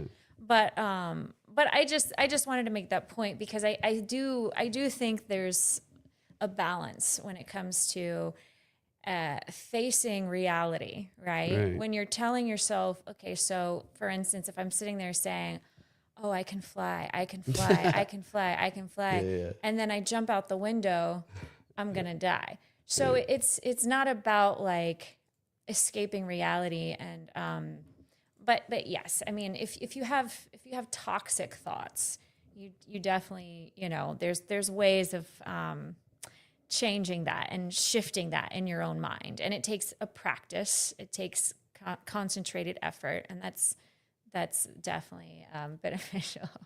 Yeah, seeing in yourself what people who love you, seeing you. Mm-hmm. Yeah, I don't mean just being an arrogant piece of shit. Yeah. But I understand what you're saying. So I think we need to wrap this up. I think we should wrap it up with some of the funnier stuff. Okay, sure, yeah. Unless we've been a little intense. Yeah, I think we should watch this weirdo that we were going to get to a little while ago. Not those guys. That guy kept saying in the box. So if you're, we can just a quick thing on this dude. It's pretty short edit. This guy kept saying. So what they do at these conventions is they say "in the body" a lot. Yeah, in the body. They keep saying "in the body." In the body. And it's just, it's hard not to think of it as sexual when they say it. Yeah. And you want to hear somebody say it funny. So I made like kind of a short edit of this. These are two nice dudes, and they were talking about something that they appreciated. I thought it was kind of boring, but they said "in the body" a lot. So here they are. Oh, damn it. Jesus Christ. There's a lot of people talking about Jesus too. Well, yeah, I went around and I asked people what they thought about a specific Bible. I know. I got some clips excerpts. of that. Yeah, to show. I got the pirate guy, which is one of the funniest ones. Moved fairly decently due to some updates the body chose to make as far as procedural stuff. Raised the bar a little bit so two people can't kind of hold the entire body hostage on the process. If they get a single second, then with the entire body has to take it up. So previously the body needed 2 for a second. Just one person, Now- the person that actually moved it and the person that seconded. So 20, the body. Okay. What about the air conditioning fiasco So in the body? So that wasn't really a fiasco. So there's some of the things that go on in the hall can even be somewhat chalked up to, sometimes they're even borderline an inside joke. So Florida. Inside the body. Yeah. If you want to see people tear each other apart, you'll have to go back and look at the 2022 at Reno. But that was. The body ripped itself apart then. Yeah, pretty much. The making of the sausage in a convention is always messy. Make sausage. No. I mean, some of us make sausage. Some of us make damn good sausage. Yeah. But you know, you got to work things out. And when you got 500 people in the room that are all very individualistic, there's a lot of opinions. Right. It's hard to unify. I mean, everybody is so individualistic and so many different bodies within the body making the sausage. Experience over a lot of different years. So Like, who was it at the 2024? It was Reckenwald. Yeah, Reckenwald. He got way deep in the gummy town. He totally did. The sausage and the body and the gummy town. Too much sausage involved. And you'll tosh. Yeah, I was just messing with that guy about the body. Body. He's a nice guy. He likes to talk about the body. They talked about we The thought body it'd is within the body. we thought it'd be funny if every time somebody said, "Okay, today in the body," and then they just kind of go back to their normal voice. Yeah. They say it so often. And Oh, this. all right, so you had no, not that. She's on intellectual property. You talked to this guy. Where was it? No, not her. We already talked to her. Oh, the pirate. Okay, so you talked to this guy who looks like a pirate, and you asked him about a Bible verse, and he walked away. It's too much for his body. He said it was too much for his body. He said he'd get back to us, and let's see what he had to say. Over there, unless it's a good look. Can you start with the quote again? We had some microphone problems. Okay. So I'm trying to understand what this quote. I'm trying to see how you think this quote might relate to liberty. He had my mouth like a sharp sword. In the shadow of his hand, he hid me. He made me a polished arrow. In his quiver, he hid me away. What do you think that means? I have not a clue. I'd have to research it and read the whole pretext and following part. It's a long book. Have I'll you check on it and get back. have you read the whole book? I like your Are you a pirate? Imagine being dressed as a pirate and somebody shames you to walk off. Yeah. And he said he'd get back to us. We're going to try to find out who he is. Yeah, I hope he can get back to us because I'm dying to know his answer. I would love to know it too. And then you talked to this guy. And you sang some songs with this guy. He was the chair of the Hawaii. I was testing to see if he was actually listening. He wasn't. He was so into himself. He was definitely not listening. I could tell he was so into himself that he probably wouldn't be able to tell what he's not. He doesn't care about what anyone else is doing. So that's why I had to kind of like. This was great because I couldn't hear it because of the noise behind me. But when I watched it back, you're clearly singing about homosexuality, and he's not listening at all. No. Over the rainbow, fags are gay. Where homos fly upon the treetops, high above the chimney top, that's where you'll find homos. Hello. I have to get back to business. Listen at all. No. That's why I did it, because he's an example of somebody who's so self-absorbed. He probably doesn't ever listen to anyone in his plays life. that. He was playing that ukulele show everywhere off. he goes. It's so silly. And you interviewed Stalin. Yeah, this is great. Yeah. Straight from the Renaissance, I have time traveled to this Libertarian convention, and I found Stalin. Stalin, you time traveled too. Why did you time travel here to the Libertarian convention? To take over the Libertarian Party. What do you plan on doing after you take over, Stalin? I plan on running for president of the Libertarian And why the Libertarian Party? because they're weak. What's so weak about them? They don't know who they are. They don't know what they are. And what do you think they are? I think they're a party divided. It feels good to have your hand up my ass. How good does it feel? It feels so good. Oh, hello. oh, Would you like oh. to talk to us? Make it more of a feast. You like that, don't you, Stalin? Oh. Well, good luck taking over the Libertarian Party. So we should say that was somebody else's table that we just went over to. And Kim Yeah. picked up their Stalin doll, and we were Yeah. standing behind it. And the previous day, It was just sitting there, so I might be able to put it to use. Otherwise, I mean, what's the point of just leaving? you got a Stalin doll here. Somebody's going to use it. You gotta put it to use. I mean, that's what are dolls for if you're not gonna use them? We got to fist them. Yeah, I mean, it's a puppet. And there's the bear. The bear. Well, I don't know if we'll show the bear, but I mean, the bear was literally you sexually assaulted crotch the bear. level. Yeah. Yeah, so, so, you can't yeah. sit. You can't sit on a table at crotch level if you don't want crotch in your face. That's true. And the bear had it couldn't do anything about it because it's a bear. But the previous day at that table, Kim, they were doing a podcast, and Kim just went and sat at the edge of it and just sat there and just looked at her. And then she sat on the other side of it. Yeah. And they got up and she left. And then the next day they're like, we want to talk to you guys. We never actually talked to them. Yeah, they did want to talk to us. And then, so here's you on I was the using doll. nonverbal communication because words create division. They do.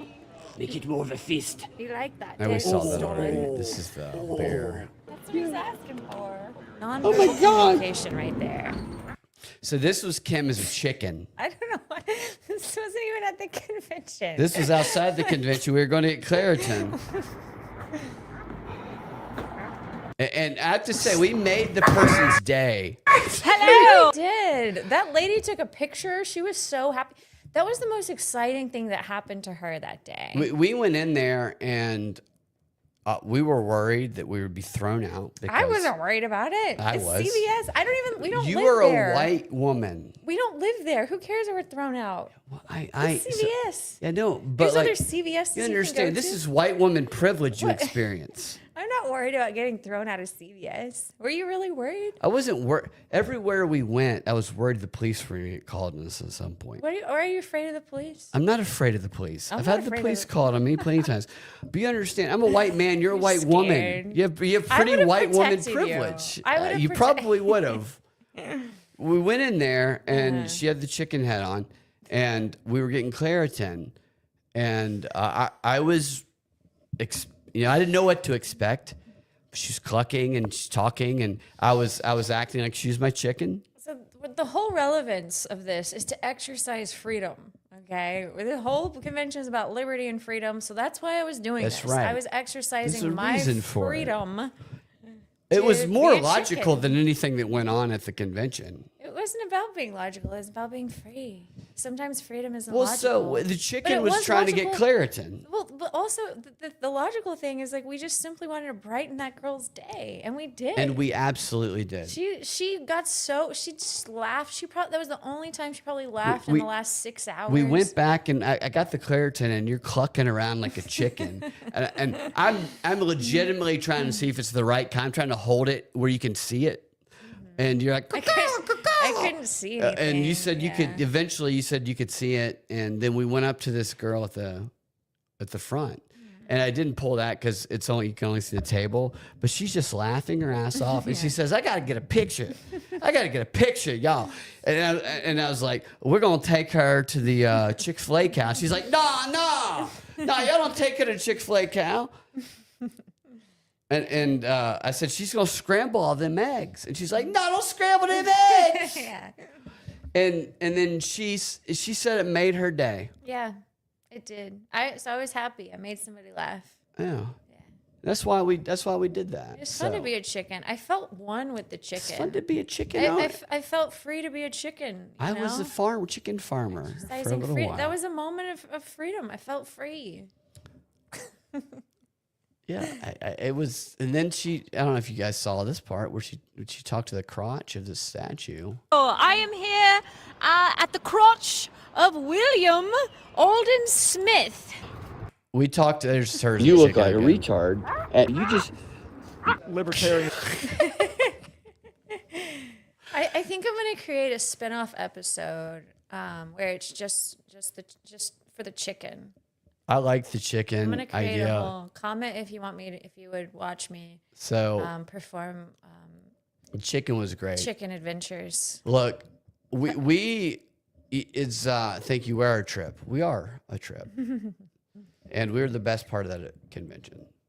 It's not just me saying that. That's multiple people saying that. But what we also did is, I know a lot of you guys like Joe Kent. I didn't pull these clips, but Joe Kent, as he spoke at the anti-war thing that was in the same building, we didn't realize that. And he's the guy who defected from the Trump administration recently, and has been going on. He was on Tucker Carlson. He hasn't been on Candace Owens' show, but apparently the belief is that he was leaking things to Candace Owens. And he walked into a restaurant sitting next to us, and that really upset me. Now, not because I don't agree with some of the things he says, but just because I disagree with the grift of it. And he seems to be very much part of that. And so what we did was, you filmed me going on a rant about like Candace and Erica scissoring and propaganda and Edward Bernays and Tucker Carlson's father being part of CIA and Tucker and all that. And you were zooming in on Joe Kent at that time. Yeah, he didn't really know. I don't think he knew, but towards the end, he might have been a little. Well, he did, because you got up. Well, later he knew. Yeah. You got up and you put the chicken head on, and you were dancing by right next to their table while I was screaming at you how you didn't understand the propaganda. I was screaming at the chicken. You didn't get the propaganda. And so they were definitely looking at us at that time, and we thought that the restaurant we thought the gay owner or the manager of the restaurant hated us. But we realized at that point that they loved us. Yeah. Yeah. Who wouldn't love that? People crave things that break up the monotony of their mundane lives. People crave that stuff. We did that, for sure. Yeah. Like that's There's never been a chicken dance and a rant about propaganda at the chicken. It's ever happened before in that restaurant. No, it was very original, and that's freedom. And I guarantee you. Freedom is. Yeah, that's freedom, and Joe Kent experienced that. He'll never forget it. He'll never forget ever that in his life. because it was so strange. Chickens do the funky dance. That's how you get people to listen to you. We want to do a show, and I think it's a great idea. Kim's still up in the air on it. Where we go around and we do crazy shit, but it becomes an argument, and the attention getting thing is like the chicken head, but then the argument is really logical things about propaganda or things that people don't ever think about now that they're paying attention. But it's in public. It's not like on virtual. It's like we go to actual places. Yeah. Yeah. So the idea is like, I would do something outrageous, like a chicken head, to get people's attention. And then you would actually share something that's intellectual and thought provoking. People would listen because I would get their attention. And it would be funny too to see how people respond, like in a public, like we would do this in a public setting. It would be funnier than anything on television. Yeah, and I could also do the crazy thing, and you could say that. Yeah, for sure. I mean, it's not like Punk'd. I mean, people love the show like Punk'd or like Candid Camera. You know, it's not like it's more than just a practical joke, because we would be actually sharing thought-provoking. Right, yeah. The purpose is the thought-provoking stuff. But it would be funny too at the same time, because we're getting their attention in a way. Because sometimes you have to squawk like a chicken to get someone's attention. Right. So that's politics. Yeah. So if politics is going to devolve to doing these stunts to squawk like a chicken, we use that.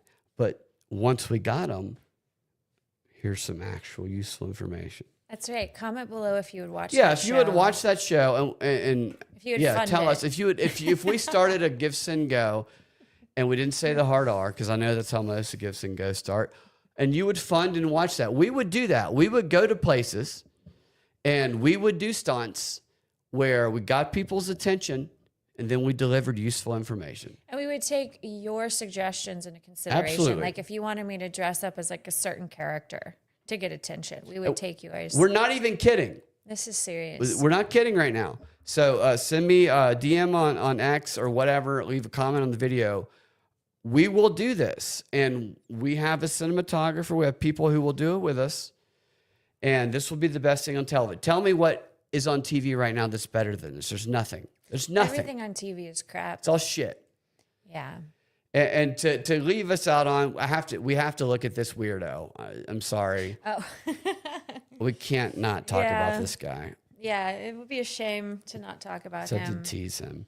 So there's this guy playing the music we teased earlier. I don't usually get creeped out by people. You It were takes a noticeably lot. creeped out. It takes a lot to creep me out. It really does. You were so noticeably creeped But out.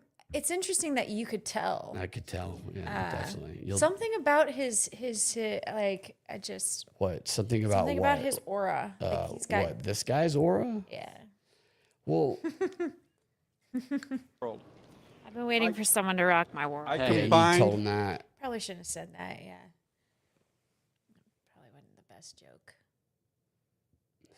AidToFreedom.com. I loved when you took the mic from that guy. It was funny as shit. If you need a hand. But let me tell you about my book.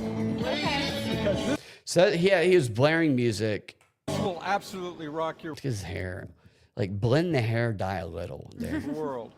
I've been waiting for someone to rock my world. I combine Yeah, he said hair dye. genetics, theology, He would love to consciousness, see and that. I would quantum love to see that. mechanics into a single theory of everything. I reverse engineered the cosmos. He reverse engineered the cosmos. Him, one man, solely by himself, reverse engineer. That's a grand statement. That's a lot for one man. He's got a tip jar too. Look at my face. That's hilarious. That's like a funny screenshot. And I explain it in 60 pages. I have equivalent of a doctorate of science, a master of engineering. I have So I didn't notice he said the equivalent. The equivalent. Yeah, yeah. have a The bachelor of equivalent. science from UC Berkeley. I'm the guy who got the F-16 airborne, that kind of thing. And God, you're so uncomfortable. Look at you. Because you're usually smiling at people. It's like there's Tomahawk something as off. a lawyer, Something off. undefeated in federal litigation. I'm also undefeated in federal litigation. Because I've never done federal litigation. Yeah, so am I. I am too. As a patent prosecutor, I was the #1 patent prosecutor in the country for 15 years. But what about the airplanes? You did what with them? I got them airborne. I fixed problems to got allow them to airplanes go airborne. airborne. Yeah. Now, what is So, yeah, happening, and I explain it in 60 sounded pages. like a complete I have fabrication. I equivalent got of a them doctorate of airborne. I science, got a the master of airplanes airborne. engineering. What? I have a bachelor of science from UC Berkeley. I'm the guy who got the F-16 airborne. He's the guy. As though people are like, as though people have this common knowledge. Like, remember those F-16s got airborne? And they're just like, oh, he's the guy. He's the guy who did it. Holy shit. We've been looking for that guy. Nobody knows who he is. Well, the F-16s? That's the guy. You're Like my entire life, I've been wondering who is this guy in history I heard about that got the F-16s airborne. That's the guy. That's him. Born that kind of thing, and the Tomahawks. As a lawyer, And the Tomahawks. What are the Tomahawks? I don't know. He's just saying words. Like he's literally saying words that make no sense. He says things quickly, and he piles on, hoping people won't question. I don't know how many people would believe this guy, but He might be on acid right now. I don't know. His hair is so black. Look at him. Watch how frustrated he gets with us too. Oh yeah. To progress. I have equivalent of a doctorate of science. Guy's a creepy. Science, a master of engineering. I have a bachelor of science from UC Berkeley. I'm the guy who got the F-16 airborne, that kind of thing, so and the uncomfortable. Tomahawks. As a lawyer, undefeated in federal litigation. As a patent prosecutor, I was the #1 patent prosecutor in the country for 15 years. It's their The rankings. number one Number one. patent prosecutor for 15 years. How do we? How do we verify this information? Can you I was tell the us where the number- rankings website is? That was number one. Imagine we were patent prosecutors when we heard that. He's just hoping he doesn't run into one of those. Yeah. How hard is it to be a patent prosecutor? And it's their ranking system. The ranking of all the patent prosecutors. That's Who ranks them? and yeah. It just makes that up. Yeah. I almost admire the ability to do that. Maybe he believes it actually. He could. Yeah, he could be believing. What about the airplane? Look at his face right there. Look how he's jarred. Yeah. To go airborne. Now, and I explained theology in litigation as a here. patent prosecutor. I was the #1 patent prosecutor in the country for 15 years. But what about the airplanes? You did what with them? I got them airborne. I fixed problems to allow them to go airborne. You fix the I problems. fix problems. Yeah, I'm that guy. I'm the I mean, problem fixer. It's a vague. I'm the problem fixer. I fix those airborne. You tell me the problem, I fix it. They get airborne. And the missiles. First there were planes, and then There were problems. there were problems, and then I fixed the problems, and they flew. And then I went and prosecuted a patent case. Now, what is happening currently, and I'm polling 97%. 97%. What politician polls 97% across all political parties? No one. Kim Jong-un? And here's close. I like that. This guy's fun. I promise to do 4 things for you. I'm going to eliminate the income tax. Yeah, so 4 things. 4 He's things. like counting as 1, 2. I know. 3. Look at how disgusted you look. I'm like, there's just something wrong. There's clearly something wrong with him. National debt, the Federal Reserve, and federal socialism.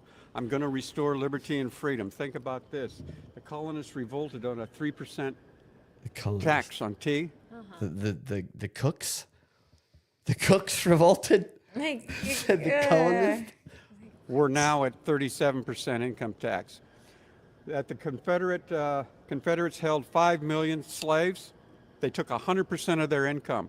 It was 5 million man-years each year. What is a man What's a man year? A person's working time for. Look at his face. He's not He's used to like, being interrupted like that. No.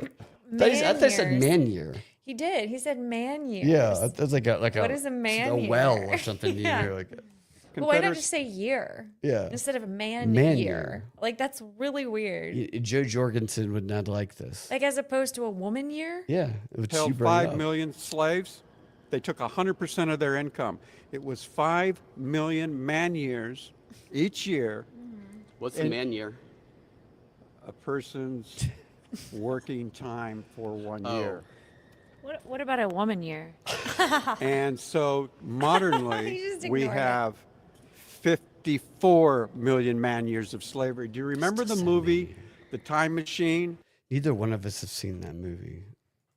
Where the white blonde race, when they heard the sirens, would walk at towards you the gripping that Warlock thing. caves to be devoured. This, What is this movie called? The Time Machine. I think it was in 1960. I've seen it.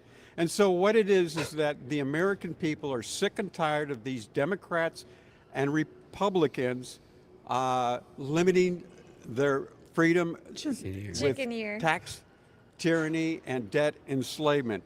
And with 50% now independent, 25 Democrat, 25% Republican, they're looking for Waldo. They're looking for a third party Who's to go Waldo? into these. Are you Waldo? I am definitely Waldo. Oh, we found Waldo. He's been here the whole time. Let me, UC Berkeley Engineering. So he's reading off of this paper for his Yeah. background. Took me 2.5 years. Oh, wow. Is that fast? It usually is done in 6. Graduate school at SC. I went to WSU Law School, and again, litigation attorney. Is that whatever state? What Western State Western University. It was a private college in Orange County, California. We have a Bible with a cock ring in it. if anybody's paying attention to details. Now, I also have 10 years of monetary Look at him just reading that self-education, shit. 20 Yeah, years it's of like he military can't remember Yeah. it. He wrote it himself, but he can't remember. education. What does monetary self-education mean? That means I spent 20 years learning about fiat currencies, real money, to be able to understand how currencies work. Real Now, when you say self-education, though, where do you go to school for that? Well, just like I did in the 7th grade. They Obviously. Just like I did in the 7th grade. Don't you remember? What is he like? What? me Clearly, out that of- was a joke. Like anybody with like half a brain would know. Oh, where do you go to school for that? Like, it's Just like I did in the 7th obviously a grade. joke, but he like took it seriously. He took it personally when we questioned his knowledge. very defensive, which is a sign he's hiding lots Not of, a good leader. lots of things. Not a good presidential leader. Defensiveness math is class, always- and they said, Derek, It's always a telltale. He pulled that thing out from his face. Now, when too. you say self-education, though, where do you go to school for that? well, just like I did in the 7th grade. They pulled me out of math class, and they said, Oh, Derek, fuck, you're sorry. wasting your time. So I self-taught Wait, they pulled him out of math. myself algebra. They pulled him He's out of self-taught. Who's they? The Jews pulled him out of 7th grade. He had to self-teach himself algebra. I don't want to know who they are. Like He's there's- got that hair. He's got Look some, at that. What's yeah. going on? I feel like that's a wig. In other words, I have a fantastic ability and a curiosity to learn by myself. Your expression this whole time is hilarious. You're so uncomfortable. So when you But you're in it though. learn by An yourself, autodidact, is that what it's called? yeah. Oh, look at his eyes. There's something wrong. Like there's clearly some screws loose. He's like more than a few fries short of a happy meal. And he doesn't know what he just he listen to this here. An autodidact. I think I might say it wrong, but that's where you He didn't even know what that Well, was. I'm not an English professor, so An you English got I'm me not on an that. English Benjamin professor. The idea, I'm not of an- all the list of things, I Yeah, didn't. clearly you're an English insane. professor. I'm an English professor. Only English professors what know what an autodidact is. autodidact is. is I'm not that an English I've always professor been a either, but I knew. This guy was nuts. curious child. Like I did in the 7th grade. They pulled me out of math class, and they said, Derek, guy's you're like wasting your 70 time. too. So I self-taught myself algebra. In other words, I have a fantastic ability and a curiosity to learn by myself. By myself. So when you learn by An yourself, autodidact, is that what it's called? yeah, God, look at those eyes, dude. autodidact. I think I might say it wrong, but that's where you learn to teach yourself. Well, I'm not an English professor, so you got me on that No, one. Benjamin Franklin. The idea is that I've always been a curious child, and I go and I research things and I listen to lectures. I'm plugged in 16 hours a day, 7 days a week, and I've been doing that for 50 years. Anyways, 50 years? He's been plugged in? So he must be like 70 something, yeah. Yeah, but what was he plugged into 50 years ago? There's no podcast. Yeah, plugged into what? Maybe like I don't know. Maybe he went through some crazy like MK Ultra brainwashing. He's the one that didn't work. I am an engineer, a lawyer, assistant. So he goes back to reading his thing. After we subvert him, he pulls his thing back. It's like he has Anyways, to remember who I he am an is. engineer, a lawyer, a systems lie. analyst, a monetarist, a He politician. doesn't even know what, What that is a He monetarist? was like, I'm a monitor. Like, he doesn't even know what that is. This is- He's saying he's something he doesn't even know the term. Like, the way he read that, he was like, I'm a monetarist, as if like, wait, what is that? Oh, yeah, I'm that. That's God, me. we should have tried to be his writers. We could have got him to say anything. I don't, yeah. He would have just, Just whatever words we make up, He would he have just just like reads read it. everything. Yeah. A military scientist, a patent He's a military litigator, a scientist. patent prosecutor, So many. a social economist, an author, a author. geopolitical analyst, He's a just combat reading commander, it. a You're right. technologist, I'm a a social political conservative. Look at your face. I was looking at his book. I was like, what is this? 60 book that he pages for wrote? everything, yeah. Like, Mono- the theory of every, like, he thinks he's figured out the whole theory How do you of skip everything. by that? You just say I solved it all. And I've then- solved the whole But mystery of the universe. Now here's my resume. Self-taught. I'm a monetarian and a political analyst, and I'm basically like every job in the world. That's me, except an English professor. It's the only thing I've never heard autodidact. Other than that, I You can got do me. I can do everything. I can make planes Yeah. fly. I can fix every problem. But He's very defensive when he doesn't know. clearly he's got.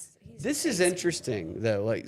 Like if he's given this spiel, you would think he wouldn't have to hold that thing in front of his face with the American flag on it and whatever that other stuff is on it. Yeah. And to read it, it's just weird. And people gave him money, I guess. Or he just put it there might himself. put it there. Monotheist, a philosopher, a commentator, a libertarian, and a candidate for the Philosopher. 2026 Doesn't even know he's a 47th candidate for. Congressional District. My primary is in a few days on June 2nd. And I will be here running for the nomination. And the idea is that I'm polling 97%. Because I was going to ask Where did he come about from? this verse and That's how it the relates great- to liberty. Yeah, well, Oh, I'm yeah, not the a verse. theologian, so you might have He's also not a theologian. me here. This is just your opinion. I'm just Not a going to. theologian. So it says, He made my mouth like a sharp sword. In the shadow of his hand, He hid me. He made me a polished arrow. In His It's a quiver, real he hid verse me in the away. Bible. It's totally a real It's a verse. real verse. Yeah. That relates to. Well, I just look at it from a personal interpretation is that God blesses certain individuals to be able to communicate and promulgate the word Promulgate. and Promulgate. come to know the love of Jesus. Love So of that's Jesus. that was a direct reaction to what you said. to How, him, was yeah, that like he's how promulgate. did like that's actually words from the Bible, word for word. But I don't know how that how he arrived No. at that interpretation. They were all afraid of that verse in the Bible. That's Yeah. the same one you read to the pirate. Yeah. At least he answered it and Yeah. made something else up. He that means Jesus is here. I mean, this sounded like kind of erotica a little bit. I know, that's It's like why a I read Stacey it. Abrams novel. Yeah. So you love Jesus? Absolutely. Do you love it? Like, how much do you love start Jesus? speech- Well, I Speaking talk with Russian him for a every second. day. Oh, we have a rolling conversation. I believe that God has commissioned me to save the country from ruin, and we are at a critical point now. Now, my mother, God commissioned the guy. him. So he thinks he's like another Jesus. He thinks Hey. he's the second coming. A patent lawyer, God commissioned him. this guy. What? God commissioned him. And he gave him everything he needed except an English literature major, Yeah, or a theologian. theologian You would major. think It's if you giving would me- think if God commissioned him, that He would bless him with the ability of being a theologian sent by God. Right. she used to tell me stories about how she used to go out into the fields and collect dandelions to boil to have something to eat. We're talking about the Great How Depression. heavy are those lions? Pardon? The lion. I mean, lions must be like Oh, scary. dandelions. Dandelions, yes, because Are those lions like? Why are they called dandelions? I have no idea. Do you believe in the multiverse theory? No, absolutely not. It's pure garbage, and it comes from narcissistic physicists who are at the Narcissistic top of the physicists. intellectual game, sitting on their pedestal. He's And the pissed last thing about they us. want is some god throwing them off. So all of these physicists, god throwing 'em off. most of them, are basically going from a narcissistic perspective. That they are Narcissistic, gods, not they know more than narcissistic. anybody else, Narcissistic. and they don't want anybody or any entity taking them off their throne. And so it's very difficult for them to be humble It's to really realize angered him. that they have very minute minds. Minute Yeah, Neil minds. deGrasse Yeah. douchebag is Oh, what I call him. yeah, he is an individual. Well, I have sympathy for them because His sympathy. now I'm Well, they I'm a have no He's gonna go to narcissist. hell, like with that bullshit he does. Yeah. I'm a narcissistic person from the standpoint that I realize that I've learned a lot, that I have something to offer. He's smarter than everybody. I'm kind of proud of that, and I'll toot my own horn. A little close to But Mike I know is my to his place in face. this universe, and it's below the Almighty. It's below the. So what should we do to all the narcissists? Round them up. Should we all like round them up some? Well, no, as president, I will bring 40 president. million lost souls to know the love of Jesus. All right. So now, Amen. Then he's running for I'm a president. expert on he's the running Ukraine for war. president. In October of 23, I alone globally predicted that Ukraine would win. And Literally they have everybody on just CNN said recently turned the tide and have gone No, over him to the alone. offensive. Only him. The rest of the world's going to Russia? He was the original CNN and didn't chime in Nin until ja after he started from it. him. Americanans. I've been to Russia many times, Ukraine many times, and I went over there to study the culture. The Iron Curtain came down, and I had to go over and check it out. So I did, He's and I so gave full of lectures shit, at it's crazy. Russian universities on intellectual property, and in Ukraine I gave lectures on military science. And But so he's got a table here. I with went over there libertarians. basically to actually learn the give those culture, and now as lectures? it turns out, There's no it chance he is gave helping those me a lot understanding the Maybe. the What's his Russian life really barbaric. like? We should materialistic hire him to give a culture lecture. We and- should set and the something up to where we get him to Ukrainians' give a lecture. Desire for liberty and freedom in their lives. Yeah. All right. Well, thank you so much for chatting with told him us. to speak Russia, aren't you? Originally Yeah, and from I told him Russia, you're yes. Russian, man. Recent desire for liberty and freedom in their lives. Yeah. All right. Well, thank you so much for chatting with You're us. from Russia, aren't you? Originally from Russia, yes. Where at? What city? He starts I speaking forgot. I Russian. mean, I was born there, but I didn't really spend any time I there. think he's macking on you. Look at his posture. Oh, Her icky. parent. My She didn't have a parent- relationship with her parents. Yeah, I was adopted. Yeah, Look at him. Look how big What does he that is. mean? Ew.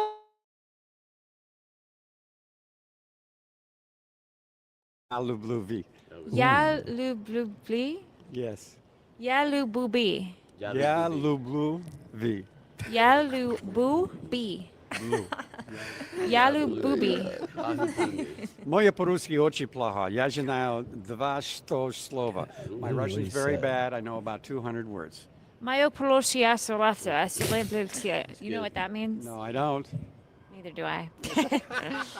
All right. We'll Well, have thanks Google for chatting translate with it. Thank us. you very- What was? All right.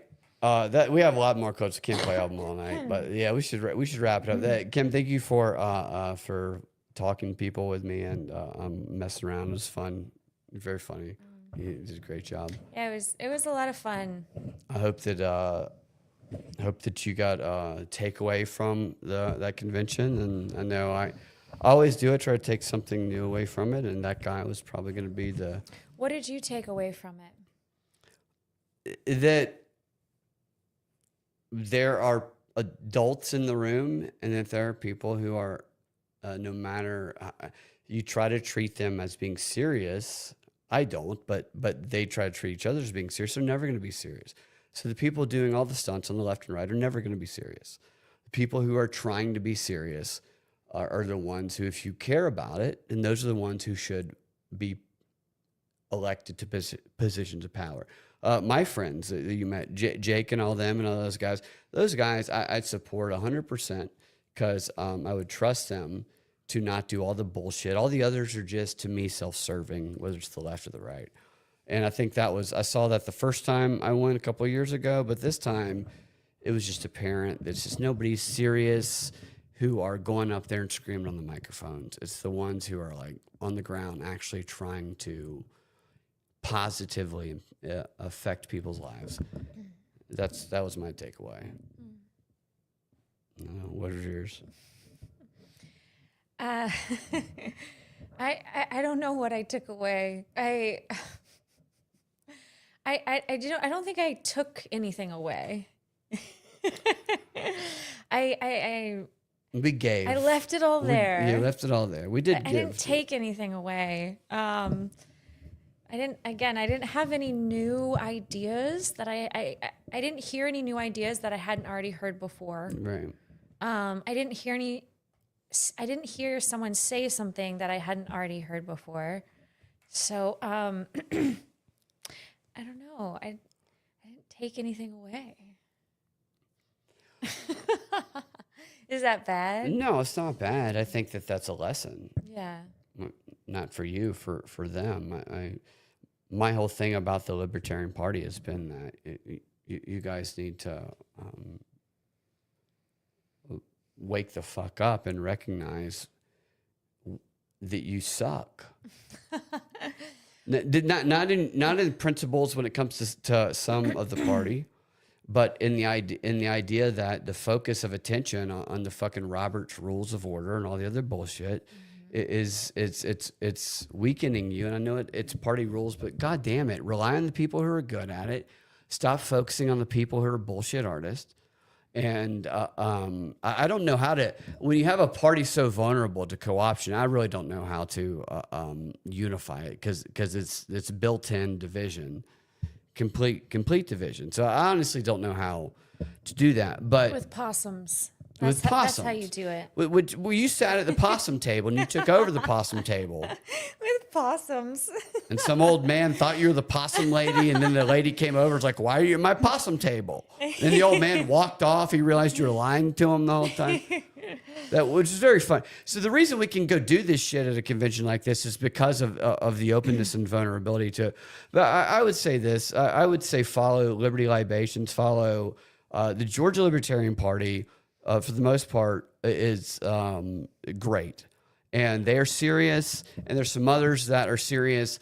But for me, I like to go to these things just to see how fucked up politics are, because we could go to the Republican and the Democrat convention. It would be a little more polished, but behind closed doors, it's going to be just as fucked up. Yeah. Yeah, they're just better at hiding it, probably. Yeah. A little better at hiding it. Not that good. Everybody's one. You guys are wonderful. What's within you is great. Thank you, Spirit of the Age. You're super cool, Kim. Make more appearances on Brad's show, please. Kim is a fan favorite. There's no doubt about that. Spirit of the Age, where are you from? Yeah, where are you from? Are you nearby? I know you asked us what freedom means to us. What does freedom mean to you? We'll wait for your answers. If anybody else wants to chime in, I'm curious, what does freedom mean to you? Freedom is a tough concept. It's talking. I didn't play your Desperado clip. Alabama. I was pretending like I was from Alabama at the convention. Mobile, Like, Alabama. I'm from Alabama. I've been to Alabama. I shot a movie there once. It's a nice place. Lots of fun things to do. I like the simple life there. The best clip, which I didn't play, was you talking about your freedom to masturbate. And then this guy creeps in at the end of the clip in the back of it. And he's like, "Hey, where was your delegation?" Yeah. This autistic guy. Yeah. He was asking where my costume was. Costume first, Yeah. and he thought the costume was associated with the delegation, which is pretty common. After that, although there were other people that were dressed like this, but that is not as good looking. Freedom. Well, maybe we leave it on this. On what is freedom for you individually? Leave it in the comments in the future. Bring it to future shows, because I think freedom, as we discussed earlier, is something that people can complain about when they feel like they don't have it. But when they maybe are given a little bit of freedom, maybe that is too much responsibility, because freedom can't come without responsibility. Right. That's the hard part. And what kind of responsibility do we have? How do we navigate that if we're free? So yeah, comment below if you're watching this after it's live. Let us know how you define freedom and what does that mean in terms of responsibility, self-responsibility, social responsibility. Be interesting. And we'll do it. Let's talk about it. Finish up the clips sometime in the future show. Thank you guys for watching. Thank you guys for watching later. Thanks for watching. And we'll talk to y'all next time. Y'all have a fantastic rest of your day. By the way, I should mention at the top, my Patreon got hacked, and so if you got unsubscribed to it, that's why I am talking to them right now to try and get it back. So I will give you guys an update in the future, later this next week actually, on what the outcome is of that. So that's why that happened if you got unsubscribed. Yes. Propagandafight.com. Go ahead. And if you like talking about the philosophy of freedom, another philosophy, you can follow me. I'm going to do more philosophy podcasts. So Fantastic. All right. Talk to you guys next time. Later.